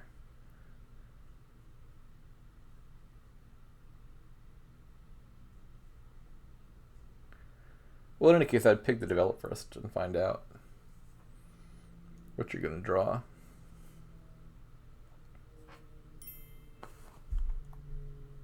Is it an action short of the win? Pretty sure the win's already in hand, right? Develop fortress 3 times, gain 3 of these cards, gain some duchies, and buy the last one. They don't need to draw it into the deck. They're already looking at the win. But like, if you wanted to maximize points, you just continue drawing. This will not be a hard pile out to spot, I don't think.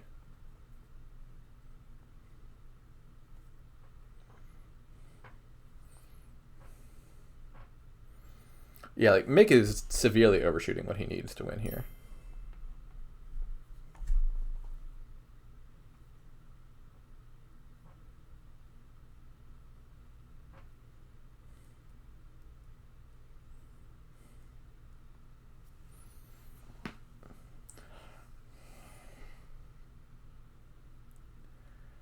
All right, Mick staying alive. It was 2-0 for phika, and I believe a 3-0 would have cinched the match championship because phika wins in the case of a tiebreak. So now Mick just needs to win at least 2.5 in the next 3 games.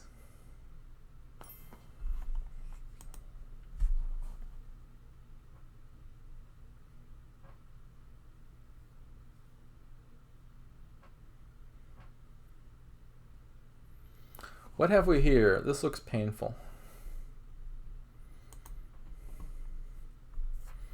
So you get Lost Arts and you got Margrave. I presume you're doing those two things. Thinning is not... thinning's actually... So you get Cage, which is some quick early thinning that then expires. And you have Enlarge, which is good for thinning estates. And actually not bad for thinning coppers here, even with the decent 2s. There's a lot of stuff going on here. I think the crucial thing just looks like get Margraves, put Lost Arts on them, and then your deck is running.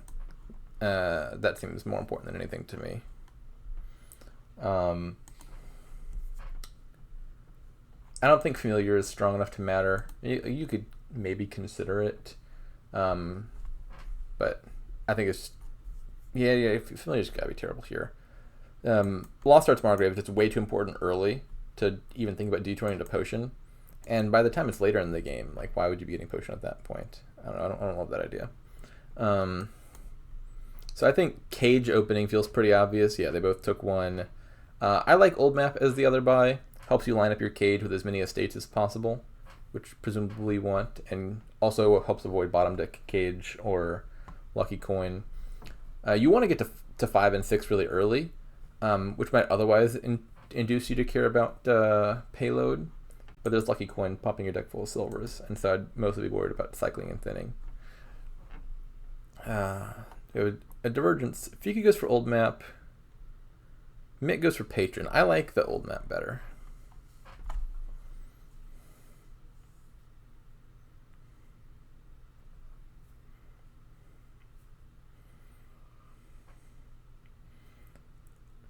Yeah. So here you have this conflict between do you get the draw or do you get the thinning that I think arises in a lot of Dominion Kingdoms.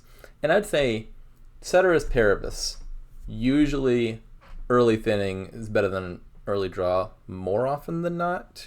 But I'd say it's far from a categorical rule. Because in general, I think if you thin early, it's like getting bonus draw for the rest of the game. And so then doing that early pays off. But here I think there's a pretty stark divergence between the quality of the draw and the quality of the thinning. You're already going to be fairly thin from Cage.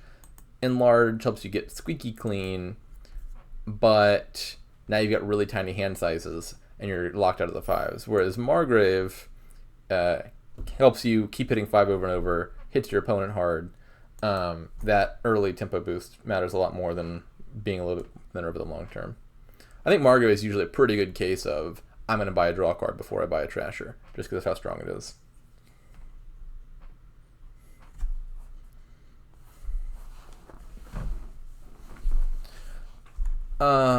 Someone set aside a Lucky Coin early. Let's go look at that.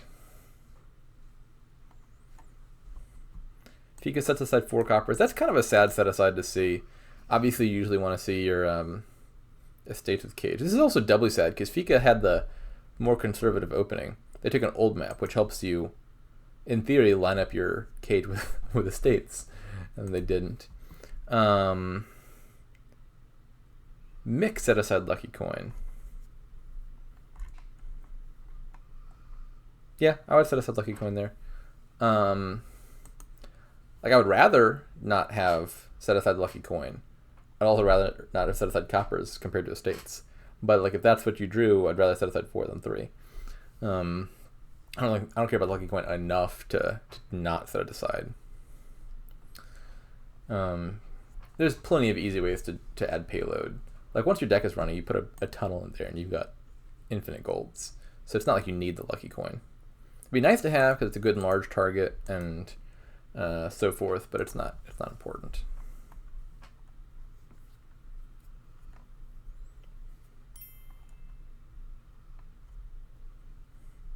Cage is out of tunnel. That's a good point. Doubly so, Cage plus discard attacks is really sad because you get like a large starting hand, which in theory gives you 1 big turn, but then that huge hand gets immediately hit by Margrave. That being said, by the point in time you'd be buying the tunnel, you've probably got hella Margraves in your deck, and then you don't actually care too much about the need for draw.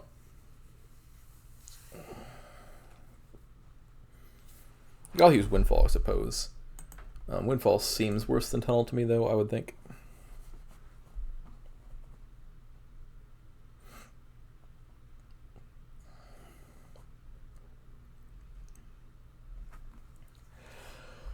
What triggers patron here?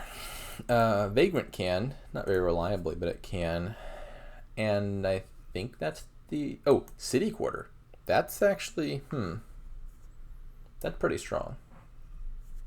Maybe that's the payload. City Quarter patron? That's tricky because... Normally you'd buy the City Quarter for draw, but here you've got plenty of draw from Margrave. So you're just buying the City Quarter as like a payload card, which is okay, but less great than it otherwise would be.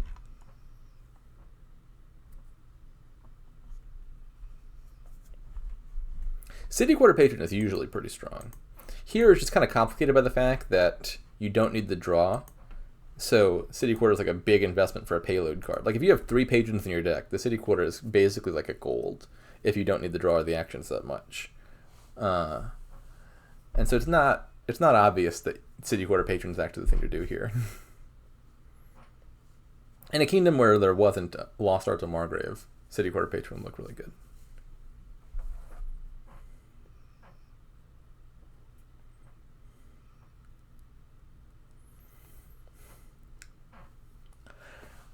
The other thing that's kind of annoying with the Margrave is it makes it really hard to play with Enlarge. Like, Enlarge looks great here. I would love to have a remodel in the deck. I would love it to be any remodel except Enlarge, because you're playing with a 3-card hand. And so if you have to enlarge something, you're playing with a 2-card hand now. And like you could get by with 2 Margraves and a junk card and probably draw your deck, but that's still kind of annoying.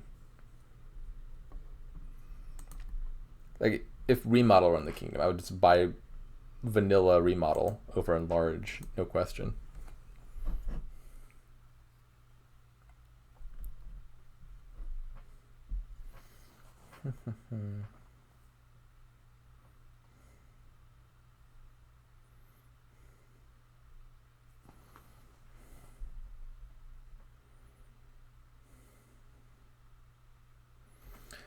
Okay, so what do you buy as Mick?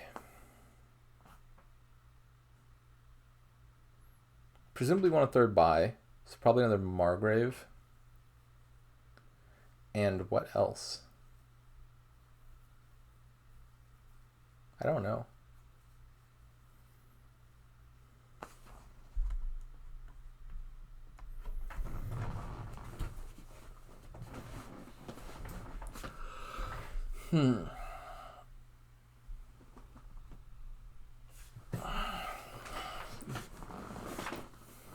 Fool could be an extra gain.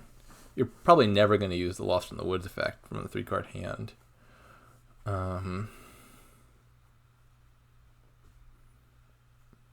Another City Quarter?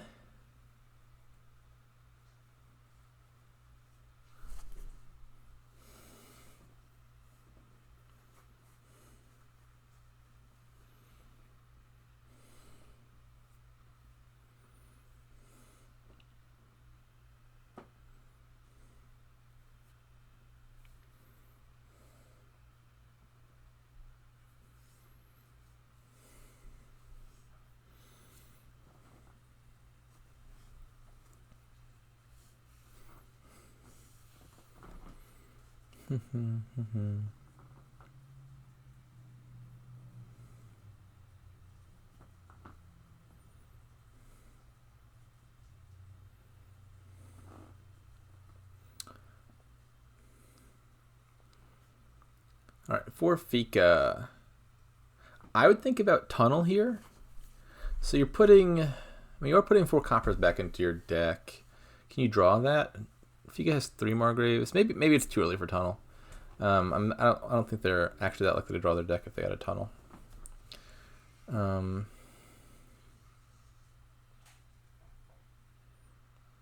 kind of want an Enlarge, actually.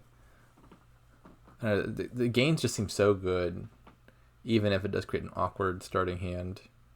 But they can't afford an Enlarge.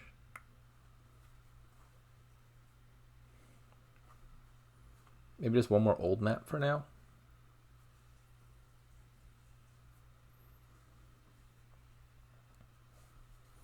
Oh! I just had a really good idea. You do take Enlarges, and you gain a Voyage. And the main benefit of the voyage is it just lets you resolve your enlarges on the voyage turn, and then they're not in play for the turn that you're getting Margrave attacked. All right, new plan of action. Get like 2 or so enlarges and get a voyage, and you just use your voyage turn to let your enlarges fizzle out.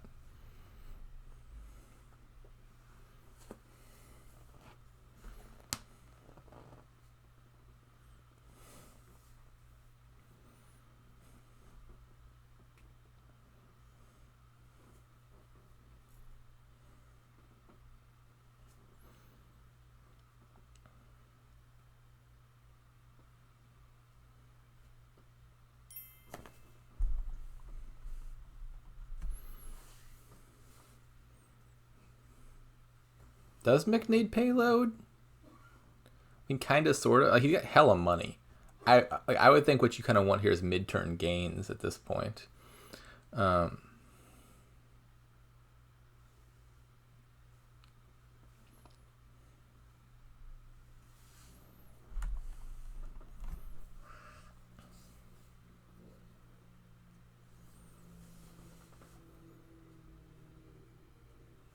Mick seems ahead to me.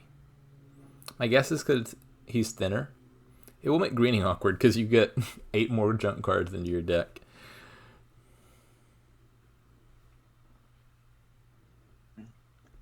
Okay. Somebody appears to be unmuted.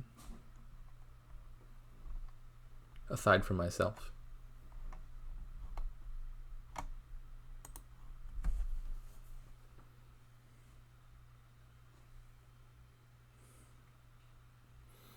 Four is an awkward number.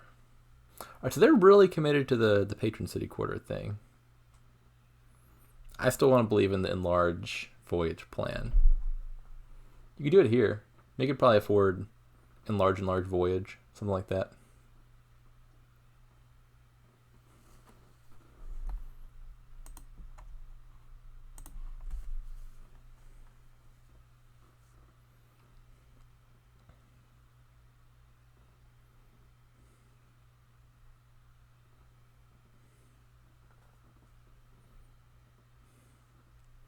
This is a weird time to think.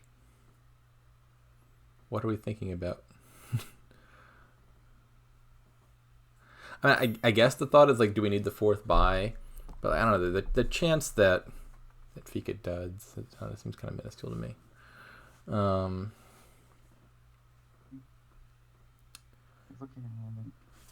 Who is that? ZW Lemon, you are unmuted.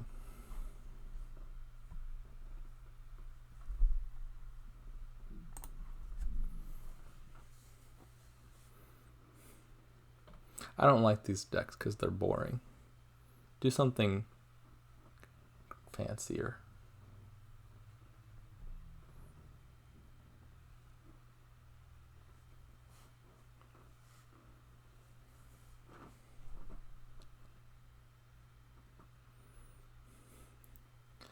Phika is just doing the same thing as Mick, but less of it.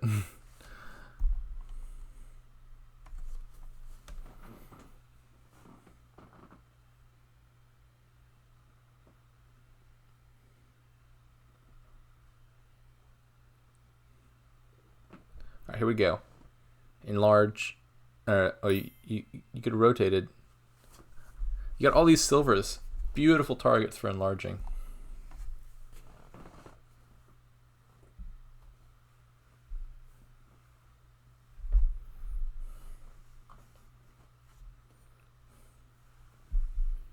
How many buys does Mick have? Enough to win? Probably not.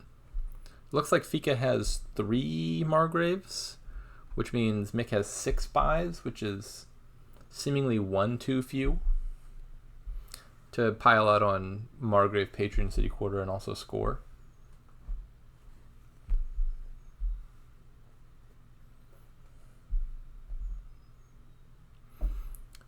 So probably is Mick in this situation. I'm looking. Oh, nope. Okay, well then Mick just wins, right? I expect money will be no object.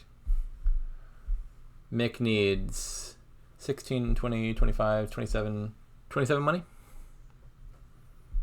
Unless I am mistaken about who has how many Margraves. Perhaps I am. Does Mick have a Margrave in the bottom three? Okay, I guess phika had one more Margrave than I counted for. I thought it was 5 to 3. Maybe phika didn't draw one of them? I don't know. Alright, well in this situation, as Mick, I would want to take one more Margrave and then a bunch of provinces. Or even an enlarge. Basically I want one more gain so that I'm threatening to win next turn pretty easily. The provinces are kind of awkward because you're going to put hella junk in your hand, but you'll draw it pretty trivial actually, because the junk will all be in your discard, and then your city quarters will draw unlimited cards.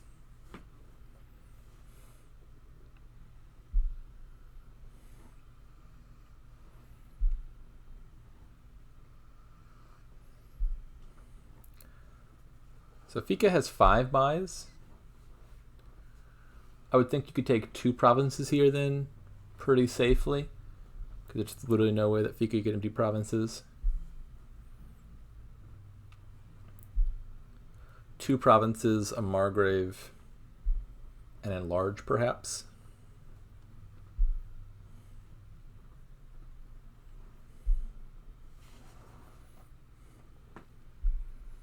I don't think the exact buys are super important. I think any number of reasonable sets of buys put Mick in a very good position here. They do need to buy points, because phika now has 6 gains and is threatening to win if Mick does not score.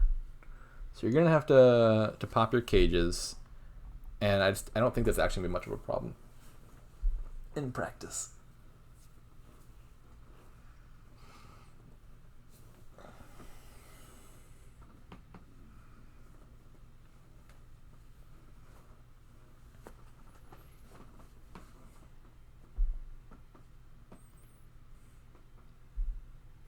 I guess I think I said Margaret double province at some point. That's not quite enough, because phika could gain 6 things and could take a tie, and you don't want to let phika have a tie. So maybe double province and an enlarge. And I think if you want to be safe, you could add an old map or a vagrant or something to help reduce your chance of dudding a little bit. Probably old map. I'd spend 3 coffers to get an old map into my deck, just to reduce the off chance that I dud. Double province, enlarge, old map.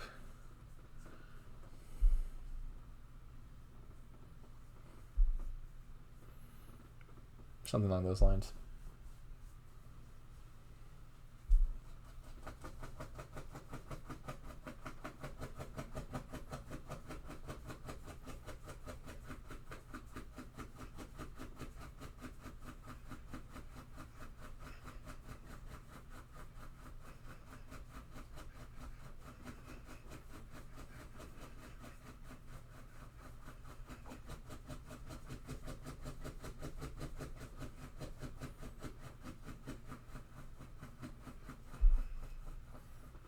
I don't know if that noise is very loud, but I'm petting my dog and she is kicking the bed.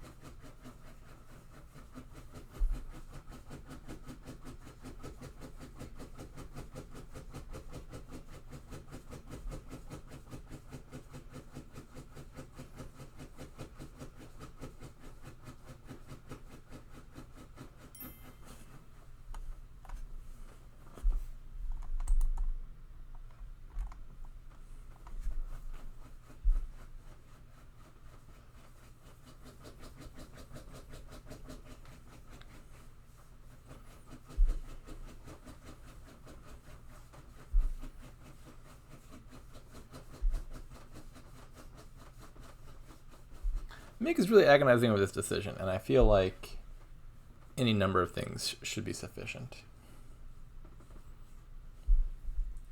My vote is an enlarge an old map.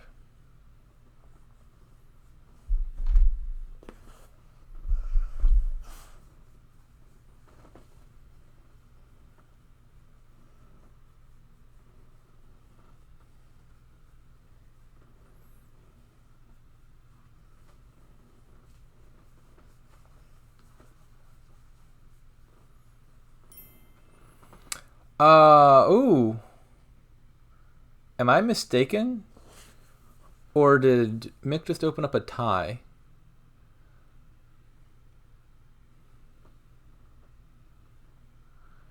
I mean, I was seemingly confused by the number of Margraves before, but doesn't Phika have 5 Margraves? Yeah, maybe he just doesn't have enough money. That's possible. You kind of assume that with like the city quarter and patron stuff, money is no object, but maybe Phika just doesn't have that many patrons. It does cost a lot. You need 36, looks like, for double province, double city quarter, patron city quarter.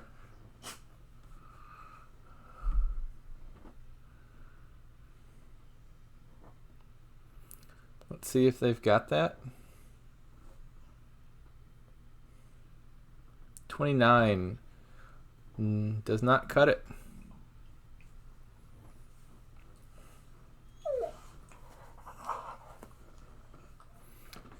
All right, yeah, I thought that that seemed like an unnecessarily risky set of buys for Mick. Like you could just throw in an extra tunnel and then be totally safe. Maybe they just counted out all of Phika's money and realized there was no conceivable way they could get to 36. But like, it's not like you needed to specifically buy province, Margrave, nothing else, as opposed to just like any of the other things.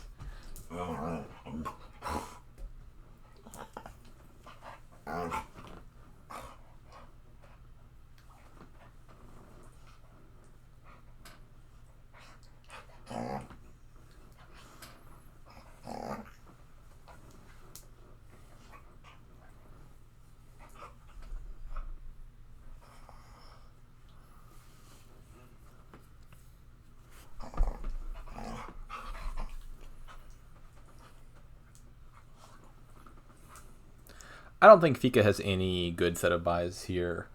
I'm not sure if Mick can hit 40. I presume so. But even if not, just like quad province and a duchy would seal the deal if he misses by a few.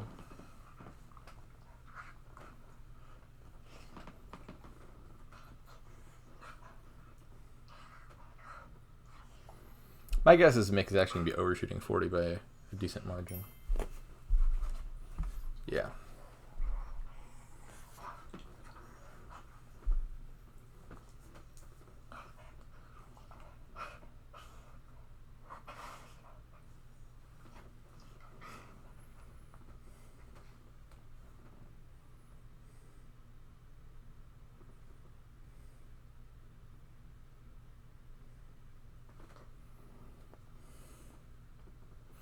So what exactly happened here?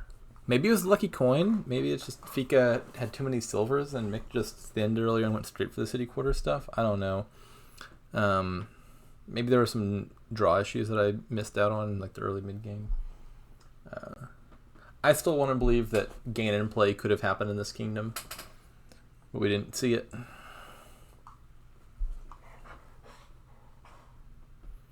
We don't want another tunnel. Does Mick have 6 gains? Yeah, Mick has 6 gains, so I guess we don't want another tunnel because that opens up a new pile out.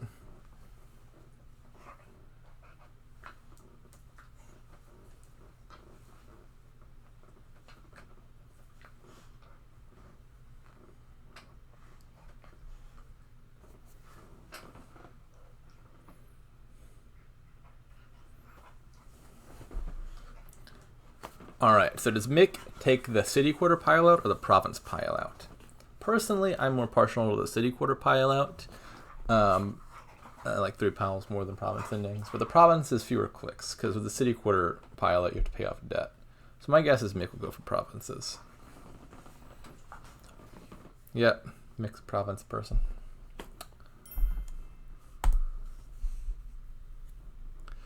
All right. Is that 2-all now?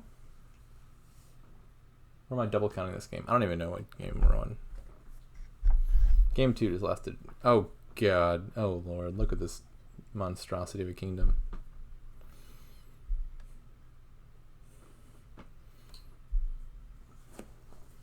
I don't even want to analyze this. This just looks miserable.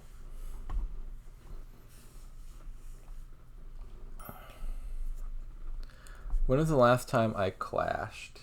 Probably whenever was the last time it showed up in the Templegate daily games. And it's fine in those contexts because like the bot will buy Archer, and that's kind of annoying. But it doesn't even care about Warlord, so you can just kind of ignore the clashes pile and be fine. I have not played clashes against a person in quite a while because why would you subject yourself to that?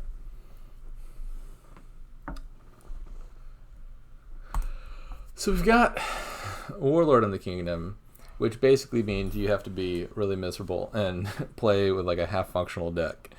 Also, Warlord games tend to take absolute ages. Like you thought game 2 was long. This could be another long one. Because you have to build a deck that's like kind of sort of functional, where you've only got 2 copies of every important card, but then also none of the piles are low, because why would you take many cards from any one pile when you can't play most of them? And so you've got semi-functional engines that aren't piling out, and it's a doozy of a time. Got plenty of other attacks. Got Cardinal to be annoying. Imagine you hit your opponent's Warlord with a Cardinal. I guess you win now, because why not? There's Scrying Pool, which is a really good card, but here again you can only play 2 copies at a time. Probably you want to take additional copies of Scrying Pool, like 3 or 4 of them at least, because you really want to find one in your starting hand, even if you can't play them all. Collection would be a good way to score, but then you have to buy action cards, and you don't want too many action cards. Sailor is good. It's thinning. It also lets you immediately play Warlords, which is nasty. I got Courtier for actions, buys, gains. Replace will be a good payload card, probably. Replace plus Courtier is enough to make Province pretty viable, even in the face of Collection. Just gain gold to replace them.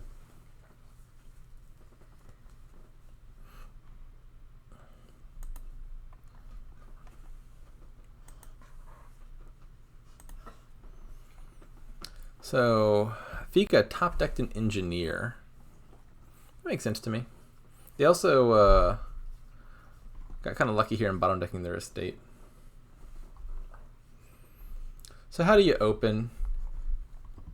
Cards you want... I think the cards I most want to have in my deck immediately are Sailor and Battle Plan. You want Potion, but I think that can wait.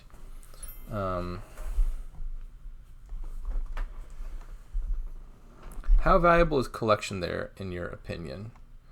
I feel like Collection is probably... I don't know. Well, there's also Colonies, which I didn't notice until just now. My guess is going to be that Collection is the main way of scoring. But it's not super obvious to me. In general, Collection obviously tends to blow provinces out of the water because it scales up really effectively. Lets you just keep buying action cards. The big limitations here are going to be you can't just freely shove tons of actions into your deck without causing problems with the Warlord. Plus, you've got slightly better ways than usual to get the green cards. Replace plus Courtier does provinces pretty well. Plus, there's Colonies. Plus, there's Angsty Dog in the background. One moment.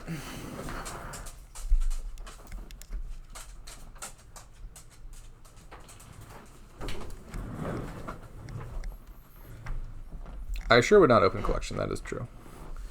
Partly because neither player has the 5/2.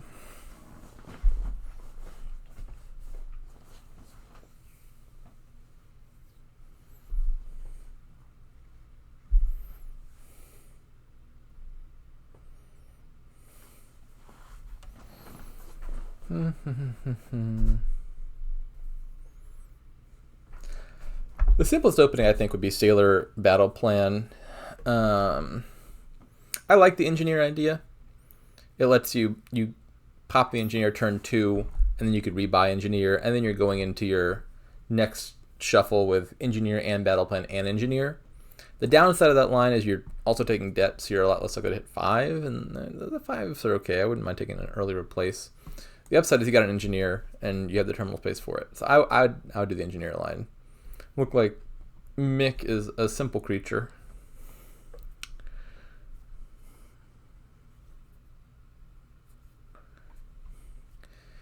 Yeah, so if clashes are on the board, you do go for them. Clashes is a very strong pile. Warlord is like top 5 strongest card in the game, probably. Battle Plan also very strong. Territory is just absolute garbage. And Archer is pretty strong. So like the first 3 cards are all really good. Territory is good at like being the useless thing you leave the clashes pile on if your opponent was foolish enough not to take a battle plan. And so you say, you can take a territory if you want. And then you rotate it back to the cards you actually want on your turn.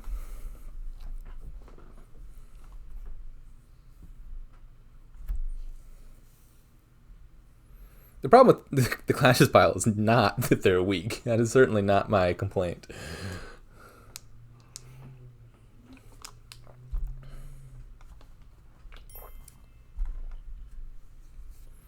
Warlord is.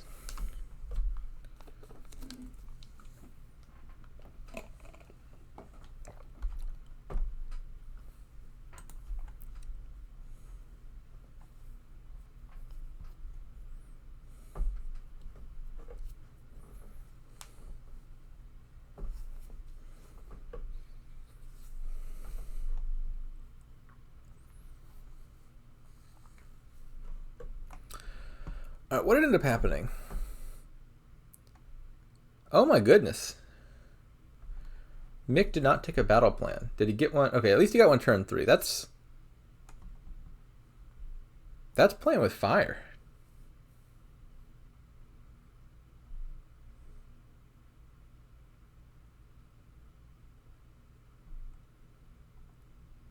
This just seems like an extremely irresponsible opening for Mick that he just happened to not get punished for.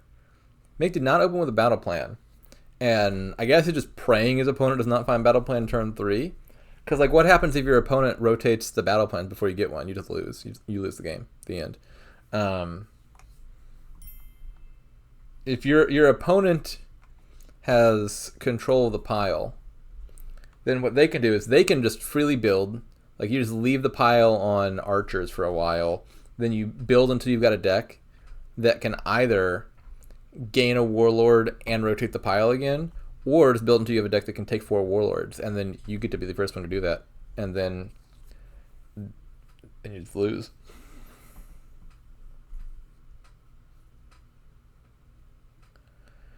Yeah, I feel like Phika had roughly like a 42% chance of winning the game immediately turn 3. Oh no, it's lower than that because he had a 13 card deck. So 5 out of 13, whatever that fraction is. I think if Phika finds the battle plan turn 3, they just win.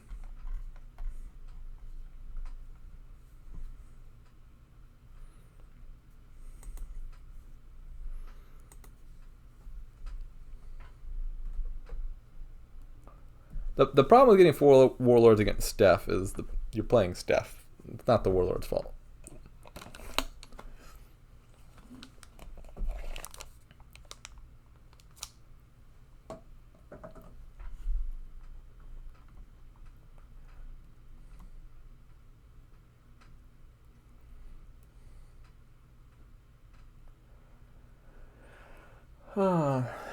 Three money is an awkward number at this point.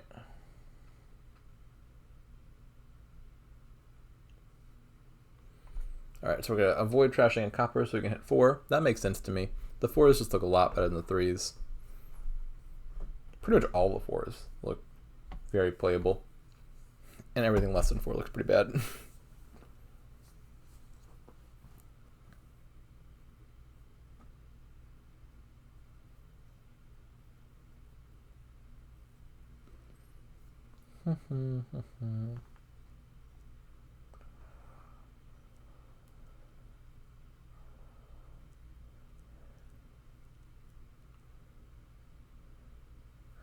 Oh. Just immediately rotate into Warlord.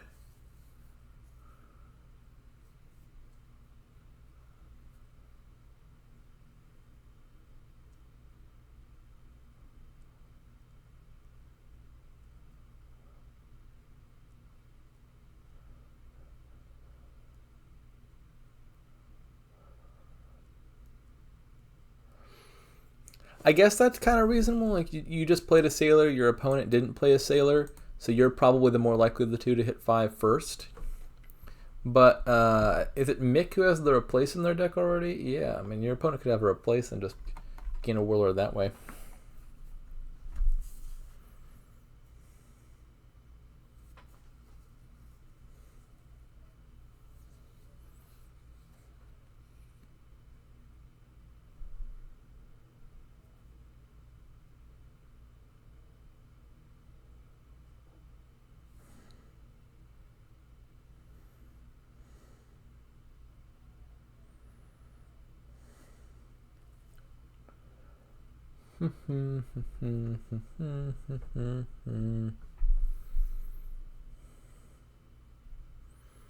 There's nothing good to buy for 3. I'm not sure if silver's better than nothing. But we're going to think about it for a long time.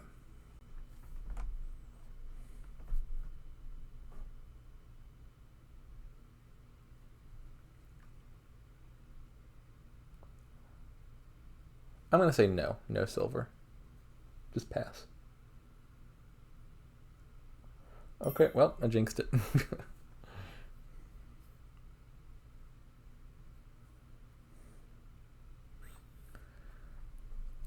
It's the first one. Warlord radically changes the game. It tends to be that you want action cards. And Warlord says, no, you can't have them.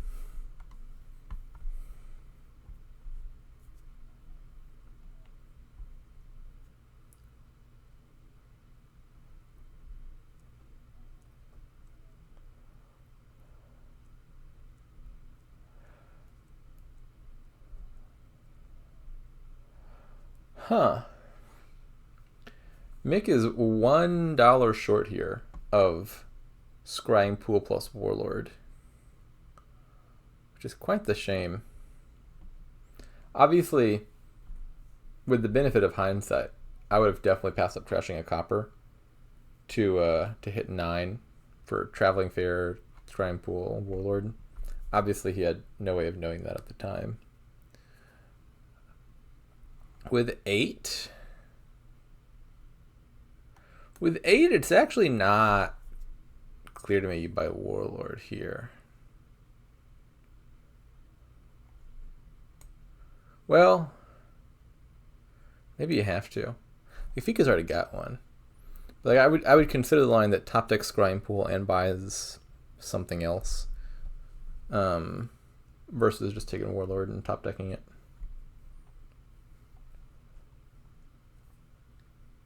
I think you're probably still top decking Warlord. Yeah.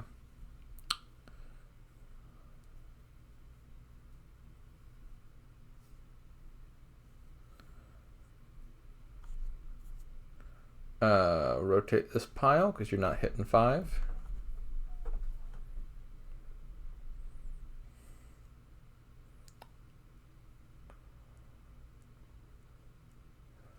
Ooh, I'm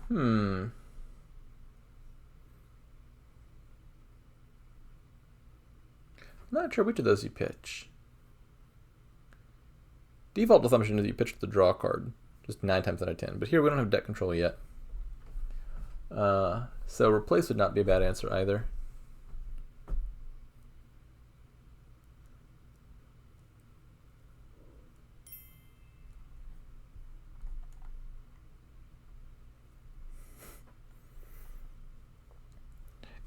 Even without core tier, Warlord can be good. Certainly, it is not contingent on core tier. But yes, as it turns out, Warlord is also a 4-type card. So on top of all the other things, it gives you all the core tier bonuses.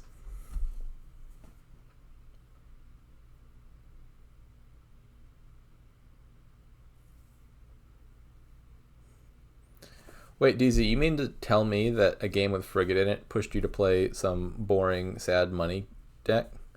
I, for one, am shocked.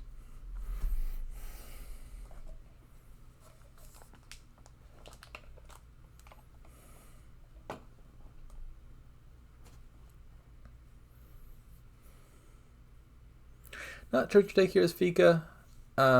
First intuition is top deck a replace. Could consider maybe Courtier Collection.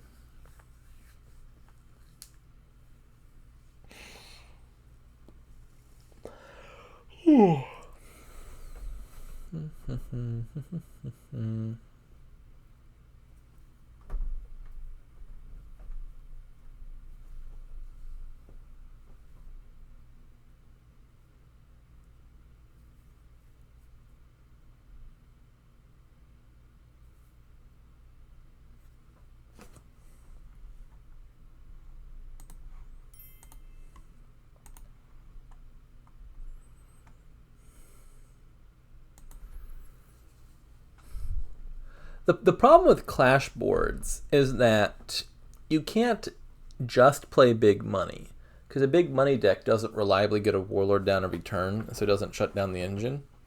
But you also can't really play an engine unless every card in the kingdom is a good engine piece, because you only get 2 copies of a lot of the key cards. Like here, Scrying Pool is the main draw. Well, you're stuck playing 2 of them. And so what you get is this worst of both worlds, where you have to kind of sort of build a deck, but the deck doesn't really work, and it doesn't lower piles, so it doesn't cause the game to end the way the engines usually do, and it's also not very strong, so you're not taking provinces very fast. And so you're just playing these dysfunctional engines that take ages. Also, because you've only got like 2 copies of each card, the play order often matters a lot, and so you have to think about like every individual decision. Clashes, they just bring sadness. The lesson, kids, don't start wars. They bring nothing but misery.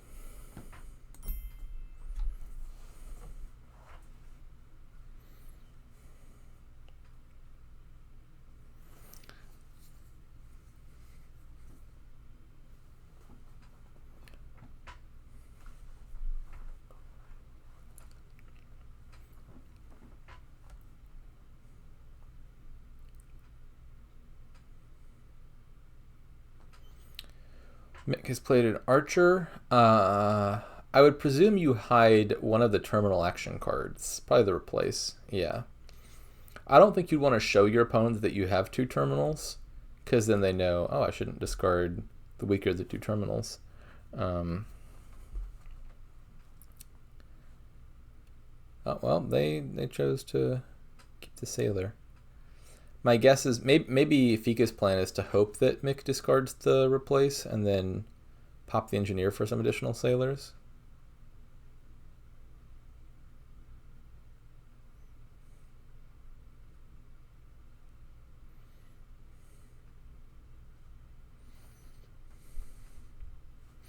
It really is Warlord, I think, that is the main problem. I mean, Archer is... It's like one of the less bad militias, because at least you get some interesting mind games sometimes with stuff like this. But it's buried in a pile that brings misery and woe. Territory, likewise, is also so misplaced. Territory, gain a gold per empty supply pile. Where would you put a territory? Except in the singular pile most likely to stop piles from ever emptying in the entire game of Dominion, such that it is just least likely to gain a gold.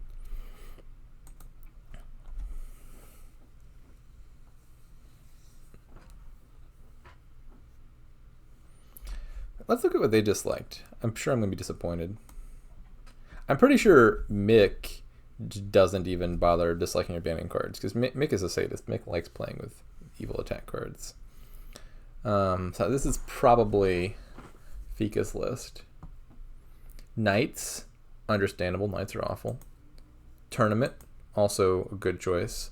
Tournament is miserable. Swindler. Smugglers, okay, I can say you dislike smugglers, and obviously possession. Yeah, this is a pretty solid ban list. I give it a 10 out of 10.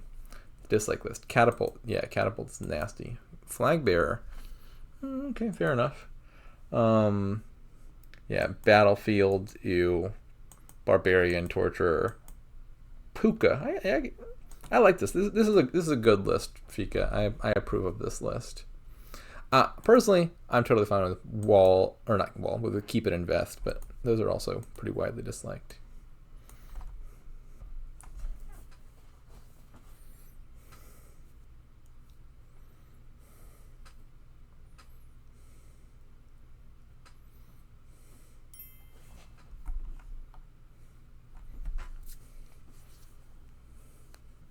You know what's way worse than keep? Palace. If you want to ban a landmark that cares about having treasures, ban Palace. Palace is so much worse than keep.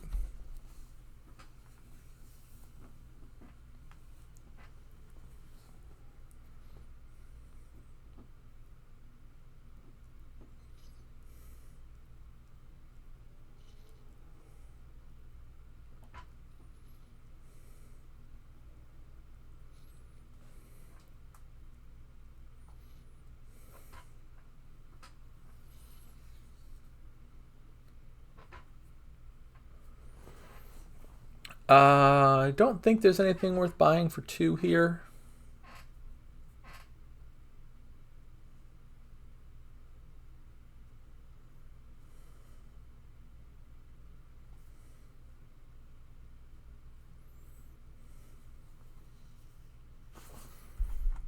What do the warlords look like? 1 apiece, and there's still 2 left in the pile.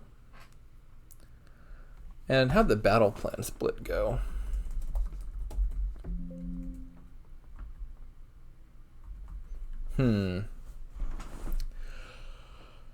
Phika has 3 battle plans.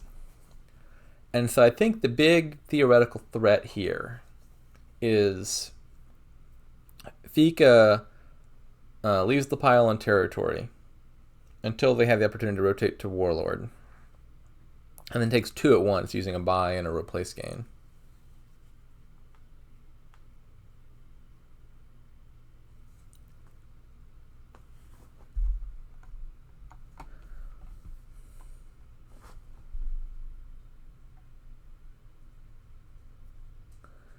I don't have any banned card, but if I add one ever, I'd consider Sentinel? What did Sentinel do to you? That is such an intriguing take. I can't imagine looking at all the cards in the game of Dominion and thinking Sentinel is the one I like least. You don't have to explain that one. So the problem with Palace is the sort of deck you have to build. Like, you just have to have an awkward mix of coppers, silvers, and golds to get the points, which means it encourages kind of boring money strategies that just shove your deck with a bunch of treasures and the end. Keep, I think, although it ostensibly cares about treasures, I think favors engines a lot more, because you have a lot more ability to selectively choose which piles you're going for and then win all those piles by like a slight margin in the final turns, as opposed to just shoving your deck with a bunch of them over the course of the game. Like, if your opponent is keeping a bunch of coppers, you just elect not to go for coppers, then all your coppers and win the other splits.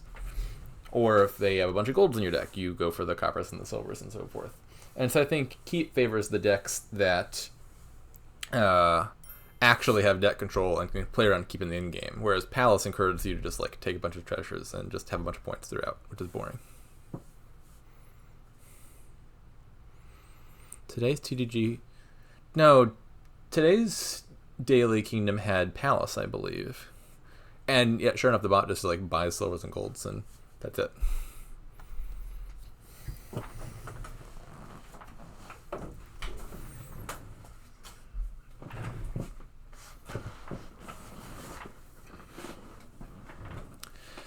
So Sentinel is definitely a lot better turn 3 than turn 4. The problem is there's a lot of cards that are better turn 3 than turn 4. In particular, any like the duration or the brown cards, reserve cards, tend to be much better turn 3 than turn 4. It's like Amulet turn 3 or Transmogrify turn 3. Or even Masquerade often is a lot better than turn 3 than turn 4. This is true of Sentinel, but far from unique to Sentinel.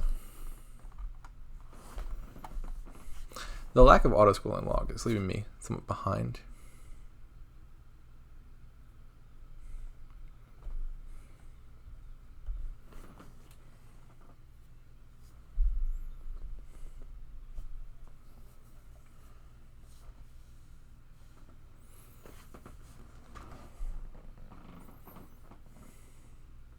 And I'm sure enjoying the blistering fast pace of this Clashes Kingdom. Ooh, This was a really bad scenario for phika.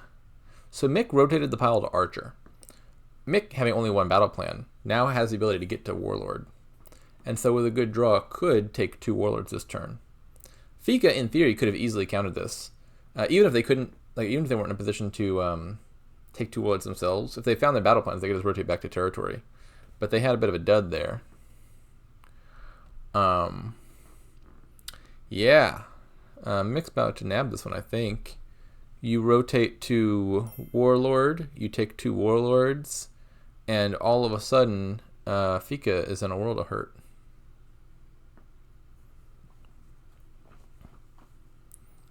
And you're going to get to play both the... Well, actually, do you even play both those Warlords? So this is one of the weird dynamics of Clash's games, is 3 Warlords versus 1 is a big deal because it gives you 1 unencumbered turn. But the 3rd Warlord actually isn't really doing anything for you. It is just like you're literally just taking it to not let your opponent have it because Warlord is such a big deal. You don't actually want to play 2 Warlords in the same turn, even if you can. Because if you play 2 Warlords and then your opponent plays a Warlord, you'll not be allowed to play your 3rd Warlord on the following turn because your first 2 Warlords will still be in play. And then they'll also get a free turn without Warlord attack. And so often what you'd want to do in a scenario like this is just take both the Warlords and then like trash them for benefit. Or trash the 3rd one for benefit and then just play 1 per turn.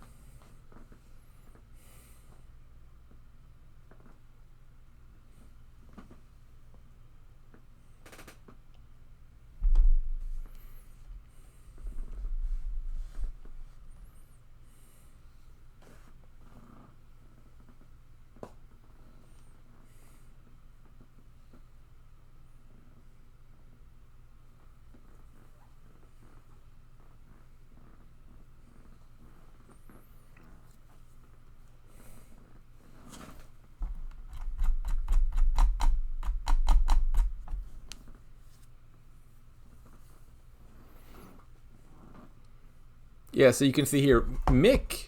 Oh my goodness, my log is doing weird things. Mick could have played this Warlord. He has hella Sailors in play. And voluntarily elected not to play it, because if you put 2 Warlords in play, you don't get to play your 3rd Warlord the following turn. What's the current overall match score? phika has 2. Mick has 2, I think?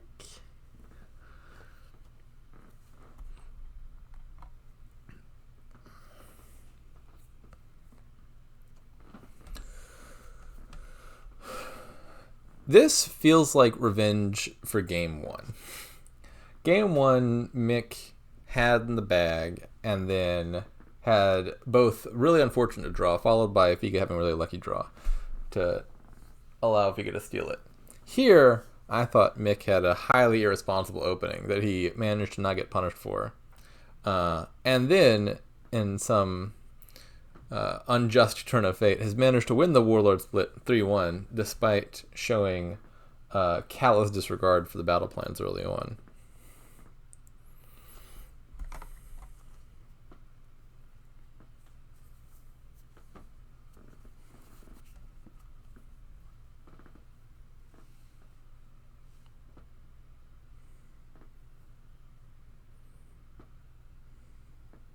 Is this game 5? I don't even know. So game 1 was the Silk Merchant Forge thing. Game 2 was the Storyteller Loot Crew game. And there were 2 games that Mick won. And those involved... There was the Cage game with Margrave and City Quarter. And there was something before that. Oh, it was the Mill Develop Fortress stuff. Yeah, okay, yeah. This is game 5.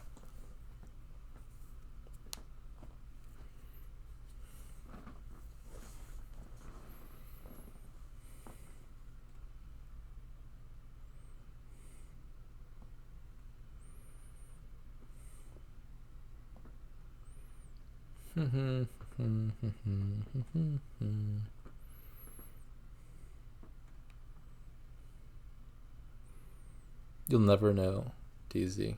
It is a closely guarded secret.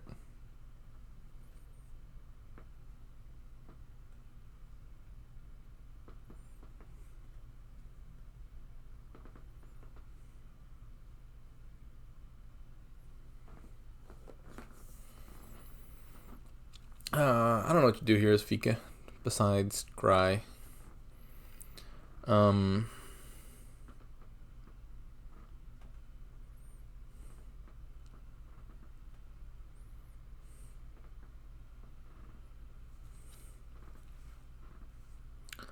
Is it time to get collections? You could turn the sailor into a collection and, I don't know, buy a scrying pool and top deck it. Nothing in nothing in this kingdom sparks joy.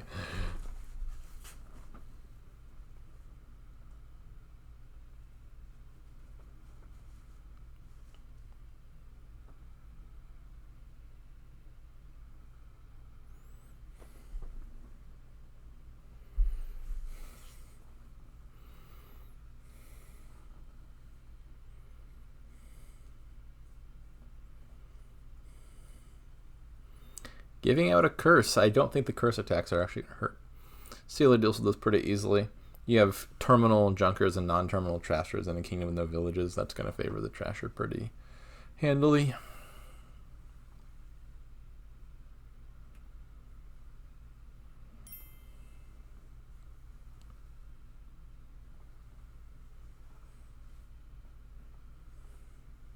Poor DZ. What a struggle.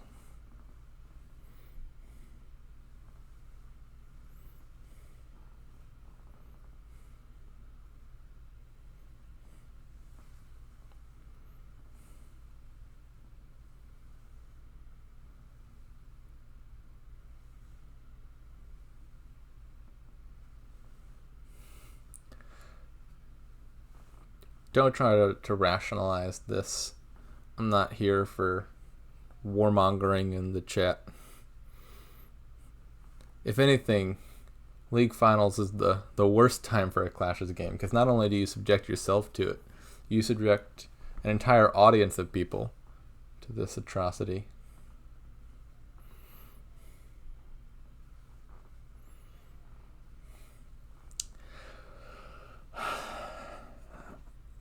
So it's not actually that clear to me that you even replaced the Warlord. Like, you can just keep it in your deck in case you bottom deck one. Like, there's always an extra Warlord to be played, so you never have a risk of not having a Warlord down. Especially because with Scrying Pool, it's not actually taking up that much space. You might replace it, but you don't need to. In fact, in this scenario, I'd probably replace the Archer before I replace the Warlord. Because if you're drawing your deck anyway, you're not going to play the Archer, you're going to play the Replace, I would think.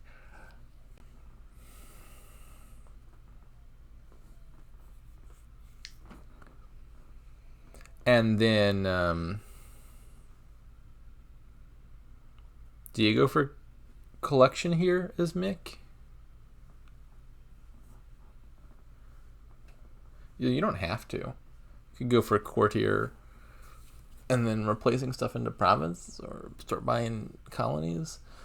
But I would think you're adding some payload here. And that's probably either Courtier or collection, maybe both. Any thoughts on a pivot into Cardinal? I don't like thinking about that. It does not bring happiness to my soul. Cardinal is a horrible card in its own right. I guess it is at least one additional reason why, as Mick, maybe you hold on to a third Warlord, is if your opponent goes for some desperation Cardinal play and hits one of your Warlords, well, you still got two. Surely if there are villages here, now would be a good time to think about Cardinal. The problem is you're constrained to one terminal action play, so you got to invest in a Cardinal and also pass up on playing your Replace or your Archer, and so that's a pretty big limitation for the off chance of hitting one of their power cards.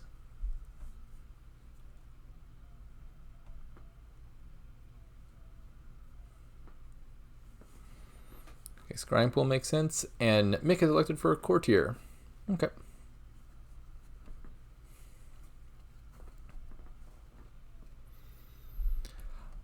To me, that suggests maybe he's not thinking about collection, because probably, like, I think that's the turn you'd have added collection if you wanted to score that way.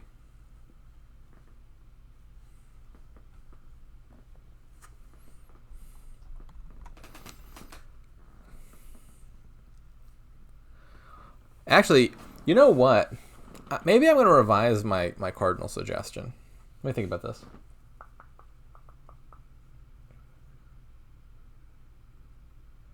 Yeah, you know who could add cardinal? Not Phika. Mick should add a cardinal. Because Mick has unlimited scrying pool plays. Which means on the non-warlord turn, Mick has a very good chance of using their scrying pool to line up their cardinal with their opponent's warlord and hit it. And I mean, you take out Phika's only warlord, well then it's smooth sailing forever. Instead of having a great turn every other turn, you get unencumbered turn every single turn. That's not a guarantee, even if you manage to top deck the warlord, because cardinal reveals the top two, and it's possible that the card underneath could also be from 3 to 6, and then your opponent could exile like a poacher or a potion or something instead of their warlord. But at the very least, Mick getting to play a bunch of scrying pools makes it very easy to hit the opponent's warlord. Whereas Phika plays at most 2 scrying pools, and also there's 3 warlords in that deck.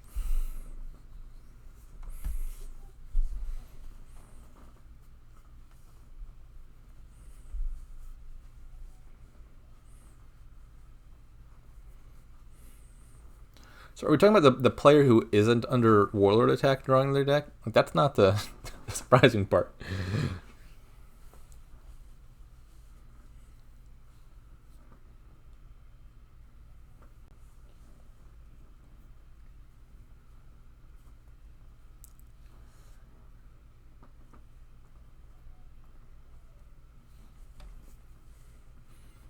DZ is nothing if not an accomplice to evil.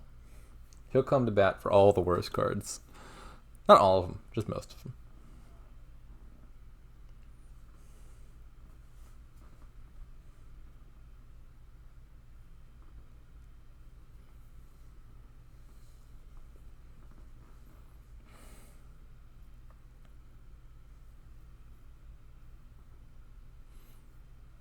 DZ were a Disney character. He'd be LeFou from Beauty and the Beast.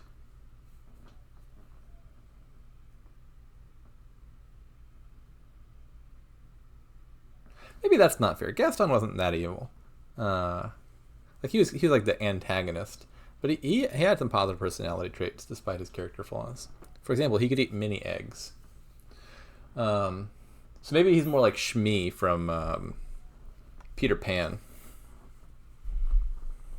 It is not important to me that you know the Disney references. Someone out there knows the Disney references and is currently cackling at you. That was the intention of the comment. In fact, if anything, it's better that you don't know the Disney references because you have no capacity to rebut my accusations.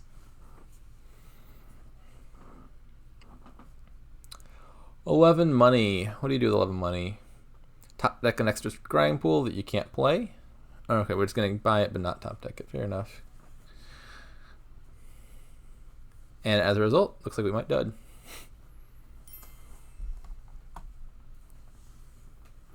What did I say that involved the pin-pin merger?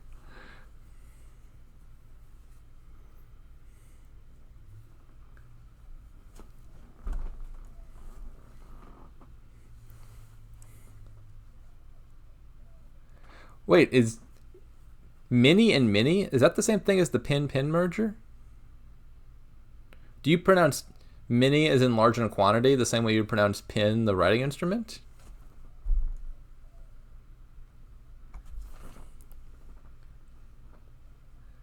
I feel like that's got to be a different thing, isn't it? Right? Like do you say many or do you say manny?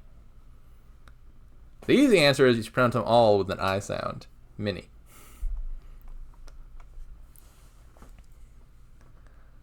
Many. Fascinating.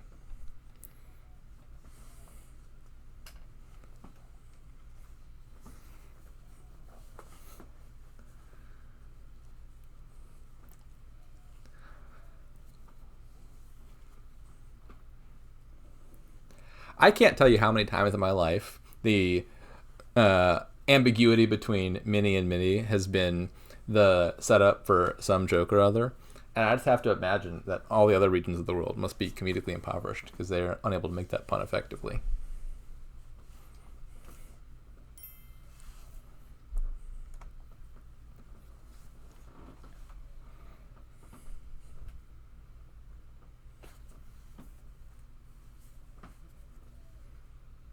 Why would mini be pronounced many? There's not even like an E. Even if you thought that the pin merger wasn't correct.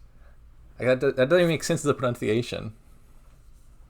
It's like those people who pronounce Mary, Mary, and Mary differently.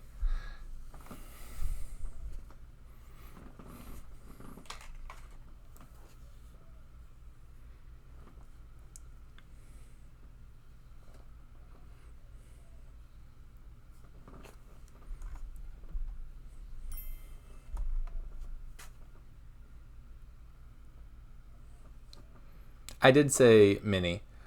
I believe Gaston is capable of eating 5 dozen eggs, if I recall correctly, which is a large quantity of eggs.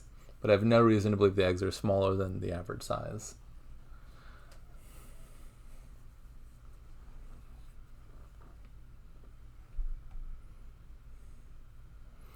We turned a poacher into a sailor. I find that a little bit confusing. Poacher is a card that is still worth playing.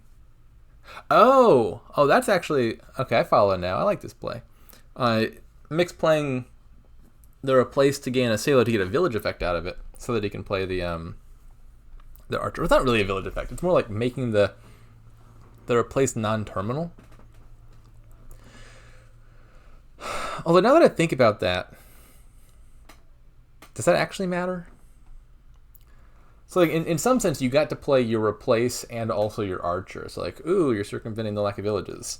But all the replace did was turn a poacher into a sailor, which is not clearly even like that better of a card.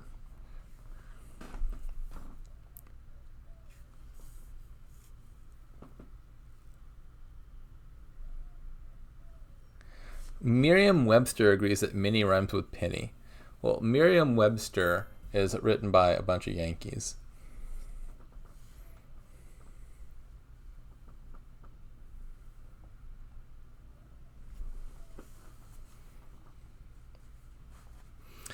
I, for one, am greatly appreciative to Phika for resigning that game and putting us out of our collective misery.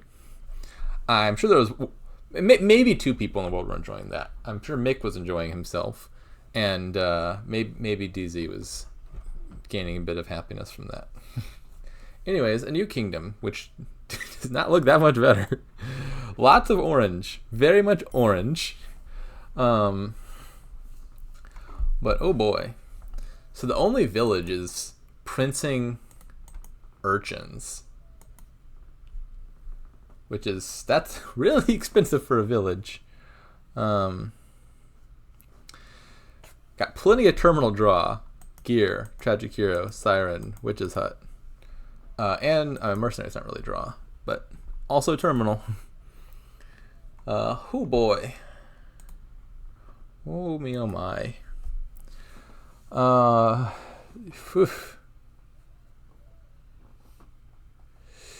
don't know what you do here. The first thing I think about is, man, that village is really expensive. Maybe I just play big money. But then I look at how do you play big money here, and that's not super clear either. There's nothing here that's like a excellent money enabler. Gear, in theory, is. Maybe you just play gear money, but I mean you're still under discard attack, which is kind of painful.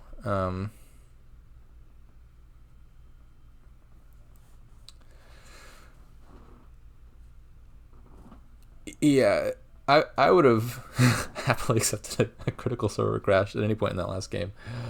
So I would think about gear money, I guess, just given the paucity of alternatives. But I think even just getting to play 2 terminals here feels like it's a pretty big deal. And so I would think about trying to get a prince. I don't know. So I think option A is something like gear cage, buy some treasures, start greening. I would not roll that deck out. Option B is double urchin, get a mercenary, then plan to get a prince soon to prince your other urchin. And then now all of a sudden you can play with like a siren and a cutthroat or something, and that sounds strong.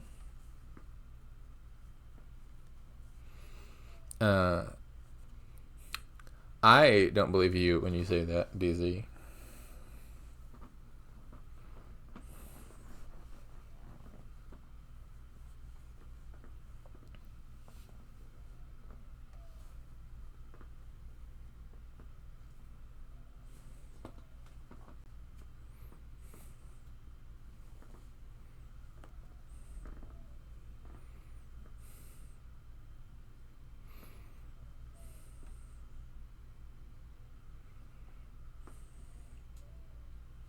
I wonder if maybe you turn the gears into sirens at some point. Because like versus a deck that is probably discard attacking you, siren actually looks pretty good. You discard the green cards and then you draw back up. I don't know. I think the most significant decision of this kingdom is whether you try to go for a prince or not. Mitt goes for Gear Cage, Phika goes for Double Urchin. So these are the two openings we're looking at. Gear Cage to me looks like money. Double Urchin to me looks like building. That's not a lock, but that's my read of the situation.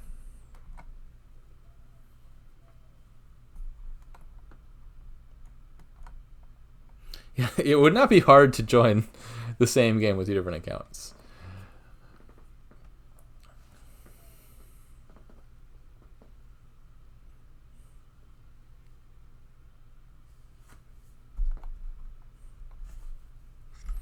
All right, $5 hand. This is a tough choice. What do you even want in this kingdom? I want nothing. There are no good cards.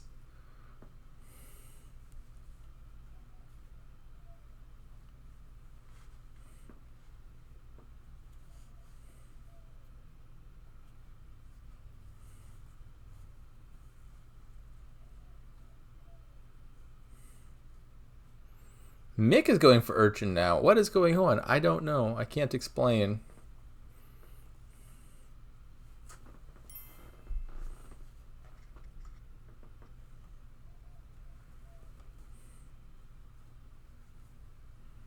Mick only has 5 money in deck, which is an awkward number. Okay, so Mick is going for Urchin and just chose to open with an early cage. Fascinating. Are we going to hit 8? This is 8? Oh, drew the last estate. Sad. So close and yet so far. Honestly, this is a kingdom where buying that gold does not look unreasonable. What else are you going to buy?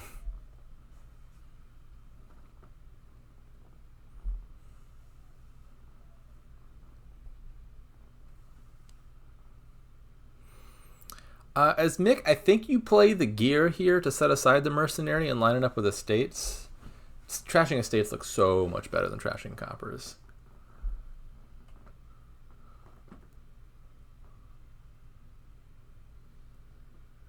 Or wait, or Mick's estate set aside?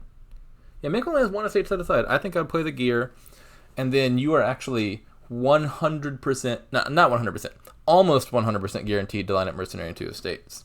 I think the only failure case is if you draw both estates immediately off this gear, then you can't set aside all 3, and then you are fairly unlikely to line them up. But still, maybe you could if your urchins draw back around to the estate. So yeah, I like play gear, trash 2 estates next turn.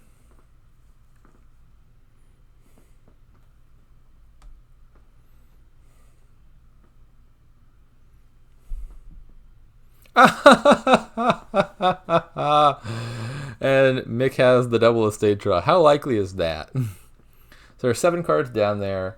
So you got a 2 and 7 chance followed by a 1 and 6 chance. Oh boy, that's like 4% and some change chance of that draw.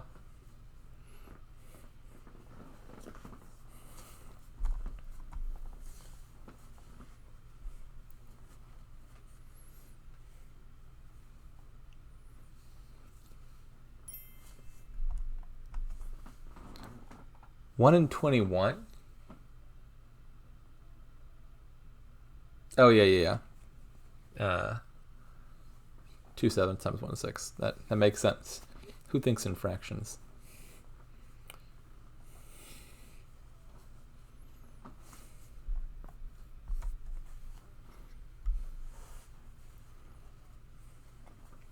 This spectator chat and spectator commentary is just an attempt to distract ourselves from the grim reality that has been these last two kingdoms. This is why you need to populate your ban list, kids. Protect yourself from such atrocities as Mick's vacant ban list bestows upon us.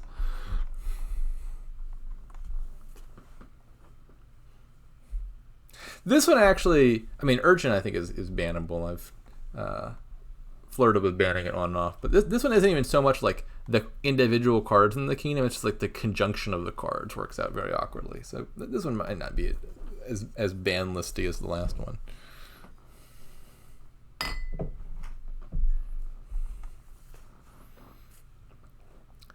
Mick has 8. Given this deck, I would definitely say Prince. Like you're thin, you've got an Urchin as the target. I would not go for provinces in this scenario. Yeah. Why ban Urchin? Well, if you've ever played with Urchin, you'll realize that Urchin brings heartache and misfortune wherever it goes. Part of the problem is Urchin encourages you to open like double Urchin a lot of the time, which if you don't collide them is just a terrible and useless opening. And if you do collide them, means you're now going to win. And so there's this just highly random roulette game you got to play of getting an early mercenary and then hopefully drawing it early. And then if you get the mercenary early, all of a sudden you just like shut out your opponent from doing other things, and then that's really tragic.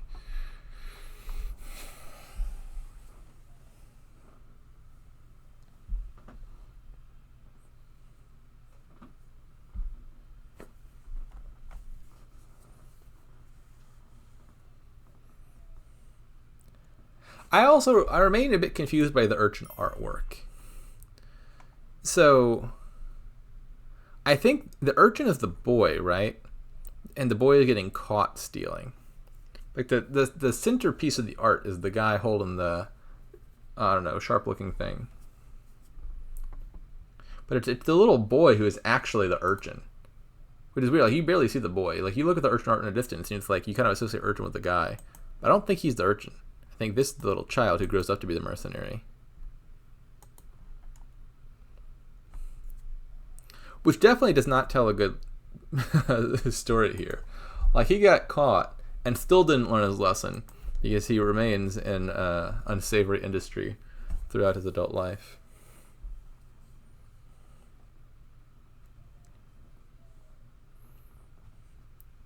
Does that even make business sense to bring an axe and a sword and a crossbow?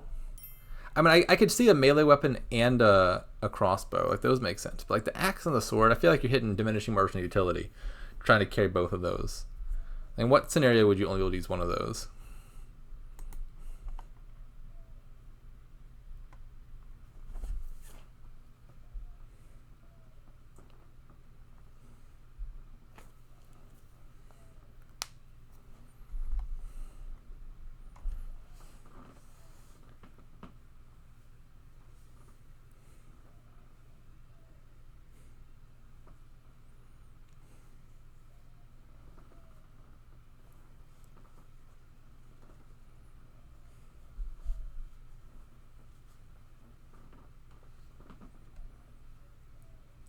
Oh, we can print a mercenary. Did he set aside an Urchin? Okay, he set aside an Urchin. All right. Is it cutthroat time? My intuition is that it's cutthroat time for acquiring plus buy. Pulling staff would also be phenomenal.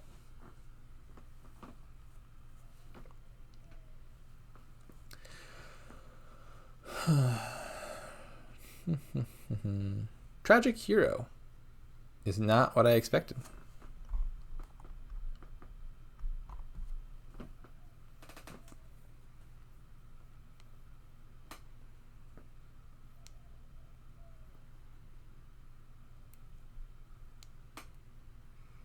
If a child is having to steal food, it just might be a societal issue. Is he stealing food? It does look like food.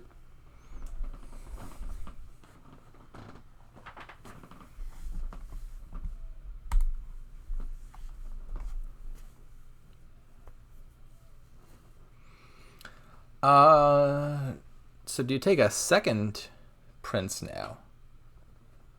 Sure. I'll take another prince.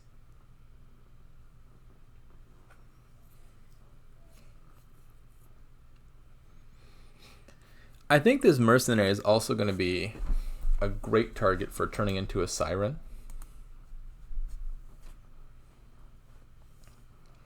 Are there any ways to cheat siren here?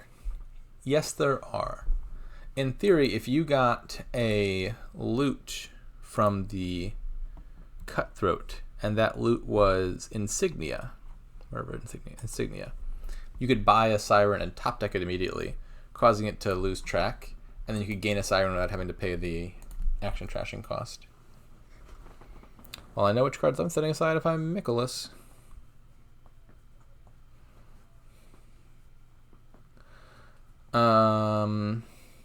So you've got theoretical terminal space. I don't know what you buy here. I don't. Like, I kind of want to play the mercenary again. I'm going to play the prince. So I would want to buy another action card, but I can't play it immediately. And I would consider a treasure, but like you don't need more payload. You have too much money and too little plus buy. So that's not clear. I think my current preferred option is buy the cutthroat and then maybe play the cutthroat now and hold off on the mercenary, play another turn. I want sustainable plus buy, and like repeatedly playing Tragic Hero is not going to cut it. You could buy another prince, planning to play the Prince's Way of the Monkey next turn, and then buy an urchin to give it a target. Have a third prince.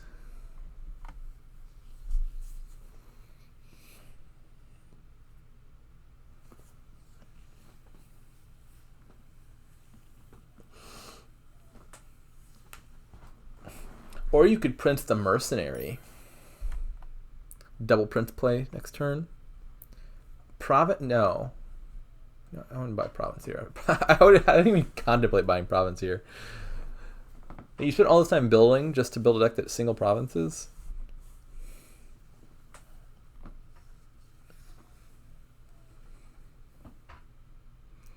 I mean, Mick might be just enough of a madman to buy a province, but like, I don't know, it's just so underselling your deck. I don't get the Tragic Heroes. I don't.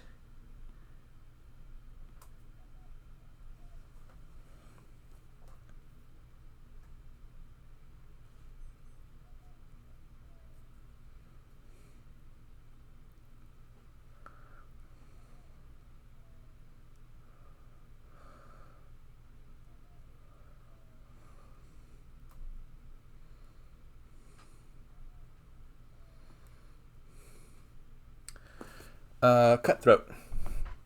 This one, I think, is quite clear.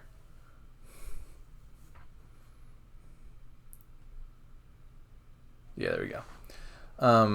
I think it's time for this mercenary to die. I want a siren. You have 1 copper left in your deck, but you don't need to kill that. That can stay around. I am recording. I've had OBS crash before, and this game is going very long, or this match rather, and I'd be very sad if the recording software crashed on me and I lost the whole thing.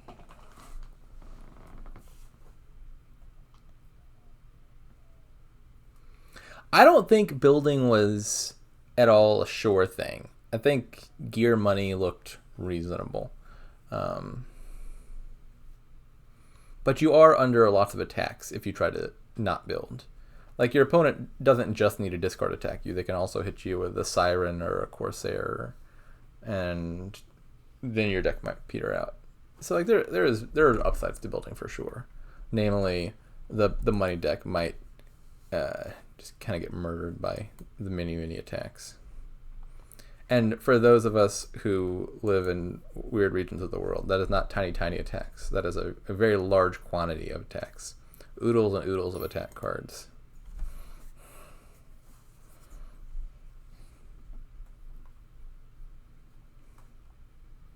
I would not call Phika's deck Gear Money either.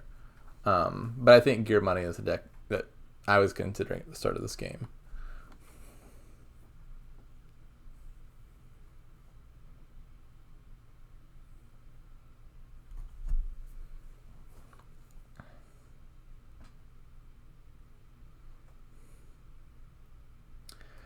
One, two, three, four, five. This is a little bit sad. That mercenary attack from Phika hurts a lot here.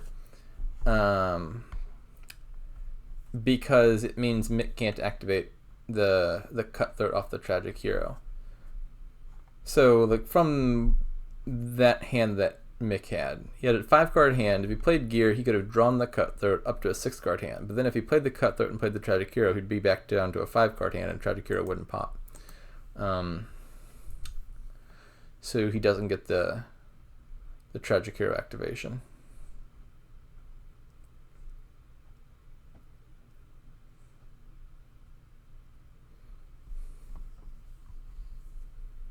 Thinking about Siren. Could also take another Prince. I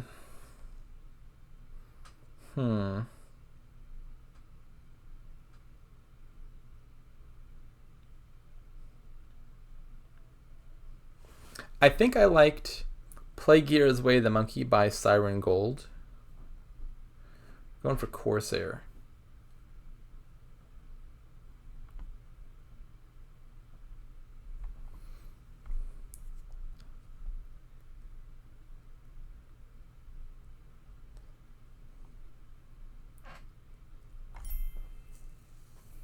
Double Siren. Seems okay.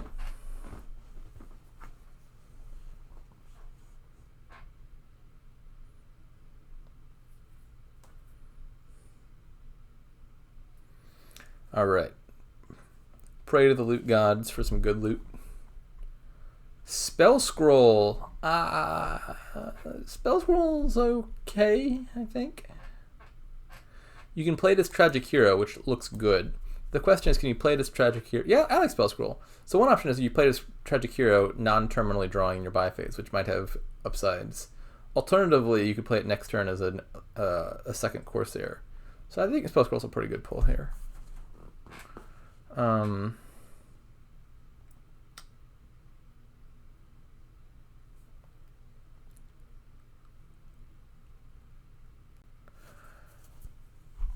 Now I'm thinking about playing the Gear as Way the Monkey. You have 8, 13, 14 money. Oh, nope, we're just drawing. Okay. With 14 money, you could buy Siren for the Mercenary and have 11 and 2 buys left. And I'm not sure what you're doing with that, but plenty of options available. Could be Prince Urchin. Could be Province and a 3.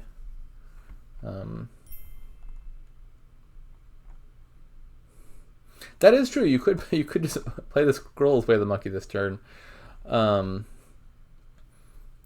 Maybe that's better than leaving it on top.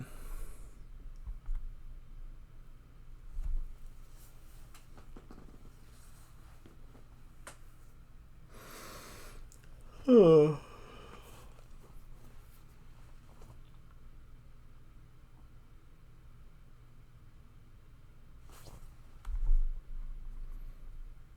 We set aside the Mercenary. So Mick, I guess, is not equivalently interested in Siren.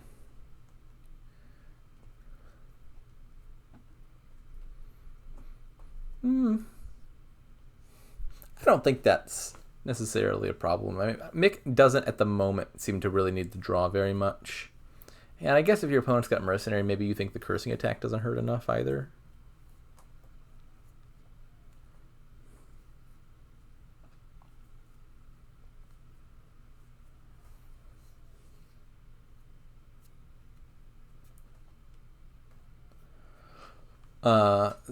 The thing Mick presumably most wants to pull here is an action loot, mainly staff.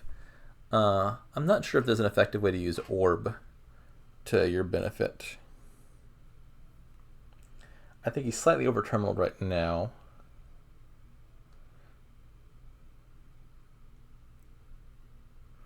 Yeah, so you got 3 actions. One's going to be Tragic Hero, the other's going to be Corsair. So you're playing at most one of these Cutthroats and not the gear. So you're definitely over terminaled.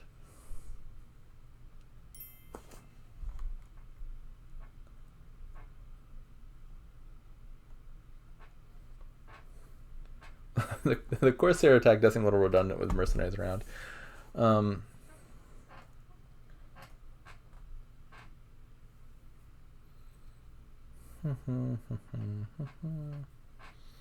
Tragic Hero on bottom.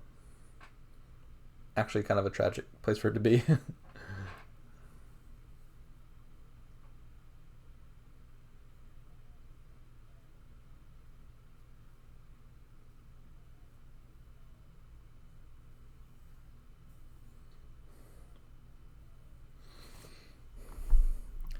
You want the Tragic Hero to be anywhere else, so you can play the hero first, pop it, and then draw the loot with the Urchin.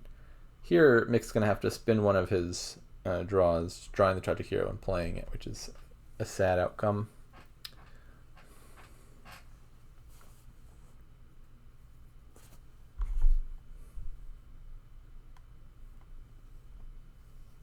I'm not sure who's ahead right now.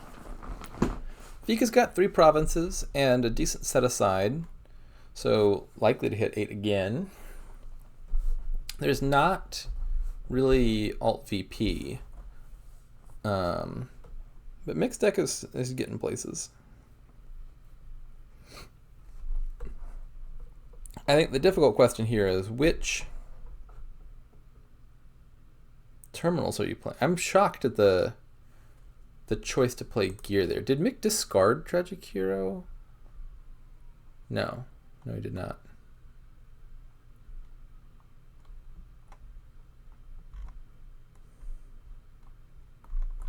I don't understand the gear play. So you have 3 actions you can play, terminal actions. I think it's very obvious Tragic Hero is going to be one of them.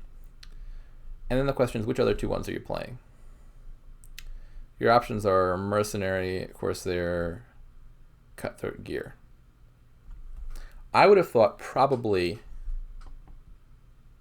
Cutthroat, Corsair, and leave the Gear unplayed. And probably would have done that in the order of Cutthroat, then Tragic Hero, so that you immediately get the loot back. But Mick has played his Urchin. So now he can't play Cutthroat, Tragic Hero, and also draw the loops. I don't get the gear play at all. It just seems very odd. Okay, so he's just not even going to try to play the Tragic Hero this turn.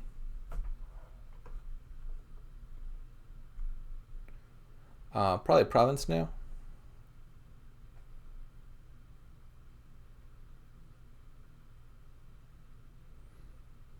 Oh, another Prince. We're going big. All right, I respect that.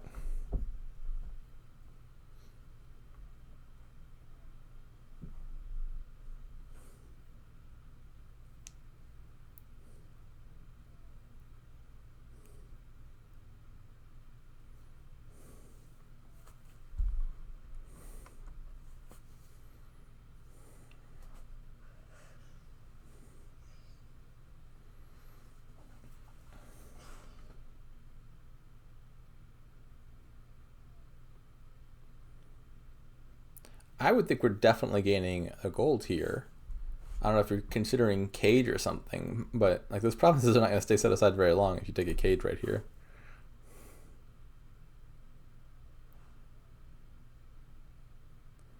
Silver. Well, you see, the reason phika gained a silver, I think he's trying to stop Mick's Cutthroats from activating, but Mick's just going to play a Tragic Hero. You're not actually... I feel like this is just overthinking it. The only reason I can explain that phika gained a silver is to stop Mick from getting loots that Mick was just going to get anyway, kind of trivially. Make doesn't have the terminal space, I don't think, to play the Corsairs or the Cutthroats and then play the Tragic Hero and then play all this other stuff. I don't think that silver was good.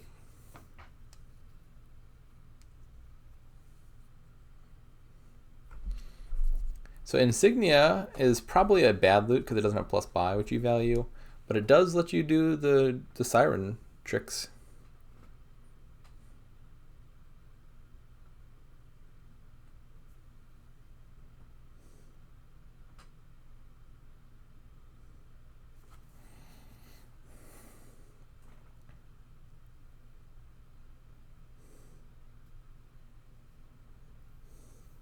Who needs to green? More princes. I probably would think province at this point, but I would appreciate it if we just bought a fourth prince. Province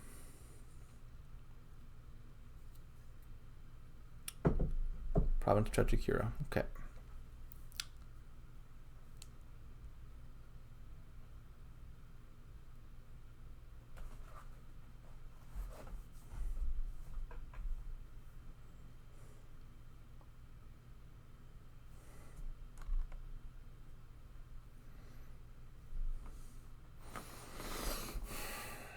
I don't think Chalice is that sad.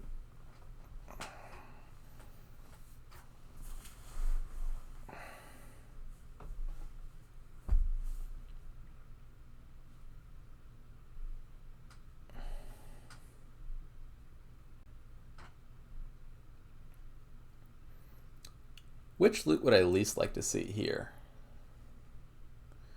Probably doubloons.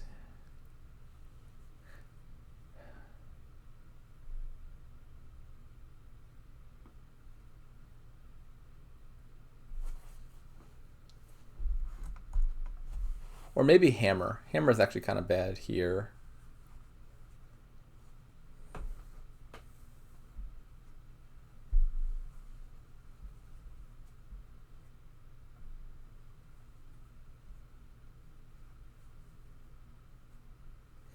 Uh-oh, uh-oh. Is Mick gonna dud, or does he have something set aside?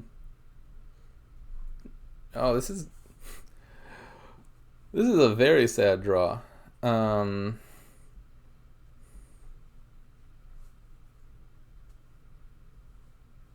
I guess you buy a province.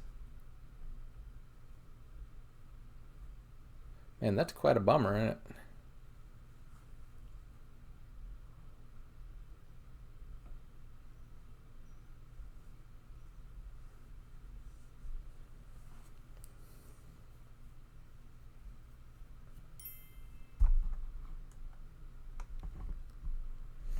I was thinking about the Corsair Monkey. You do get 13 money, and that is reasonable.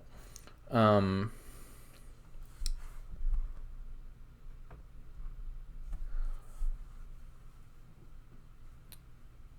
Corsair does hurt phika a lot, though.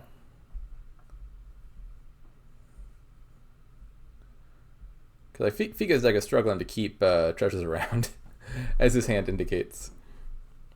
I wouldn't even bother playing that gold. Don't play that gold. Don't even think about playing that gold. Why? That's turning a gold to a duchy is just irresponsible. I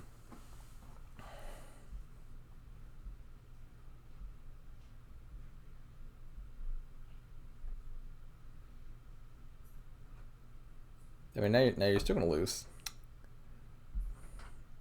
I think phika is just kind of in a bad spot at this point.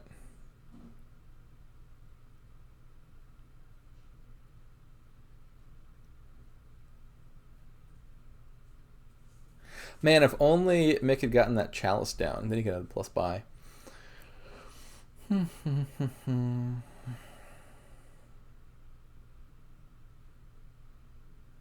Which loots are we getting? None of them.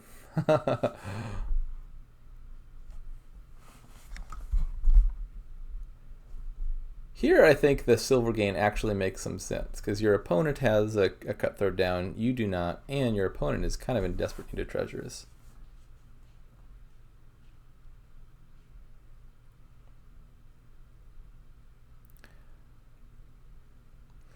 3 buys is probably enough for mixed purposes. My gut instinct is 2 duchies and a top-decked tragic hero. Could be something else.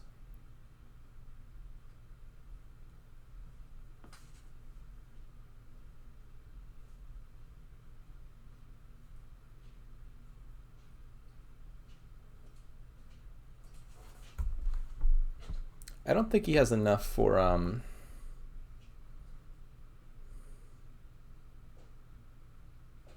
win. So a win would be 2 provinces, a duchy, and an estate. So 16, 23. It doesn't look like 23 to me. Yeah, not even close.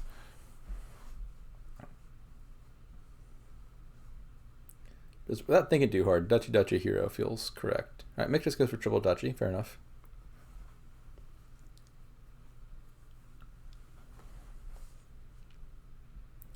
How safe is a province here? I mean, you can't even afford a province. Oh, you can. He hadn't resolved his urchin yet. Alrighty, moment of truth. We trail by 12 points. Need to hit province, duchy, duchy, estate, which is 20 money, which is kind of difficult. Mick might have to play for getting 1 more turn, which is not guaranteed. But actually, I mean, looking at this hand, it's not that unlikely.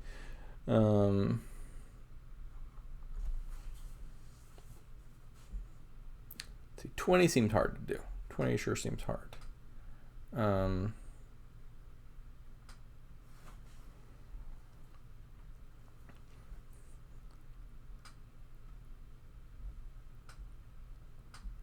I think the first card I would play is the gear, setting aside the provinces. That feels like the one I'm most confident in.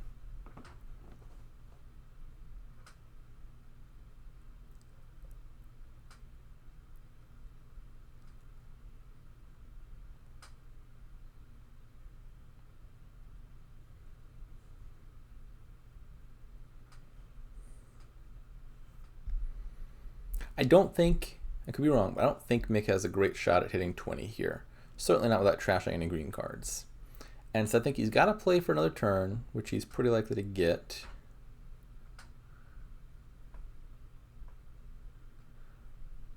Well, let me not speak too soon. We're looking at 10, 12, 13, 15 here. How much treasure is down? There's not that much more treasure down there, though, is there? The only other loot down there is an insignia. There's 3 loots missing. 1's in the trash, 1's in play.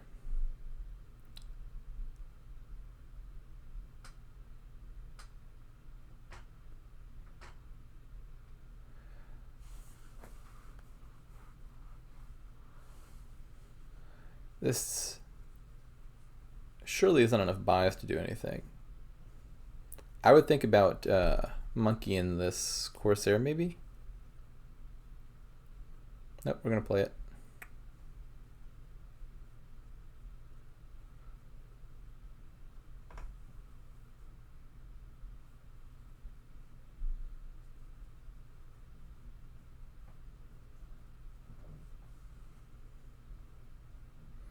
Trashing the Cutthroat is looking like a mistake. I mean, maybe it made sense not knowing what he was going to draw, but given what he did draw, being able to play that Cutthroat as Way of the Monkey would have come in awful handy right about now. I'm not sure what he was anticipating. Is there another action down there that he was really wanting to play? Maybe the other Corsair. That was, I guess, the goal is to like get both Corsairs into play.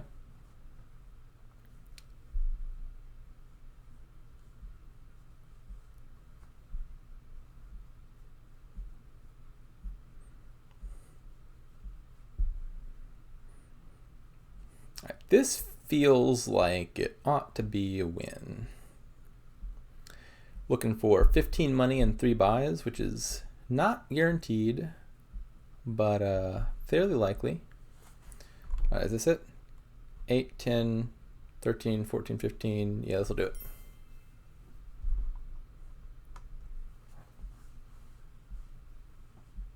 Is this game 6?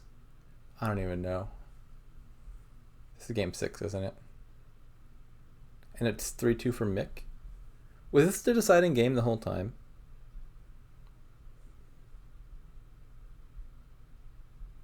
I think Mick has just won the championship. I think. Pretty sure. Congratulations, probably. I want to say it's 4-2 to Mick's favor right now. And 3-3 would have meant phika won. Oh, and looks like we had a server reset, so we're not going to make it to the in-game screen. But I do believe that that's the match. Right?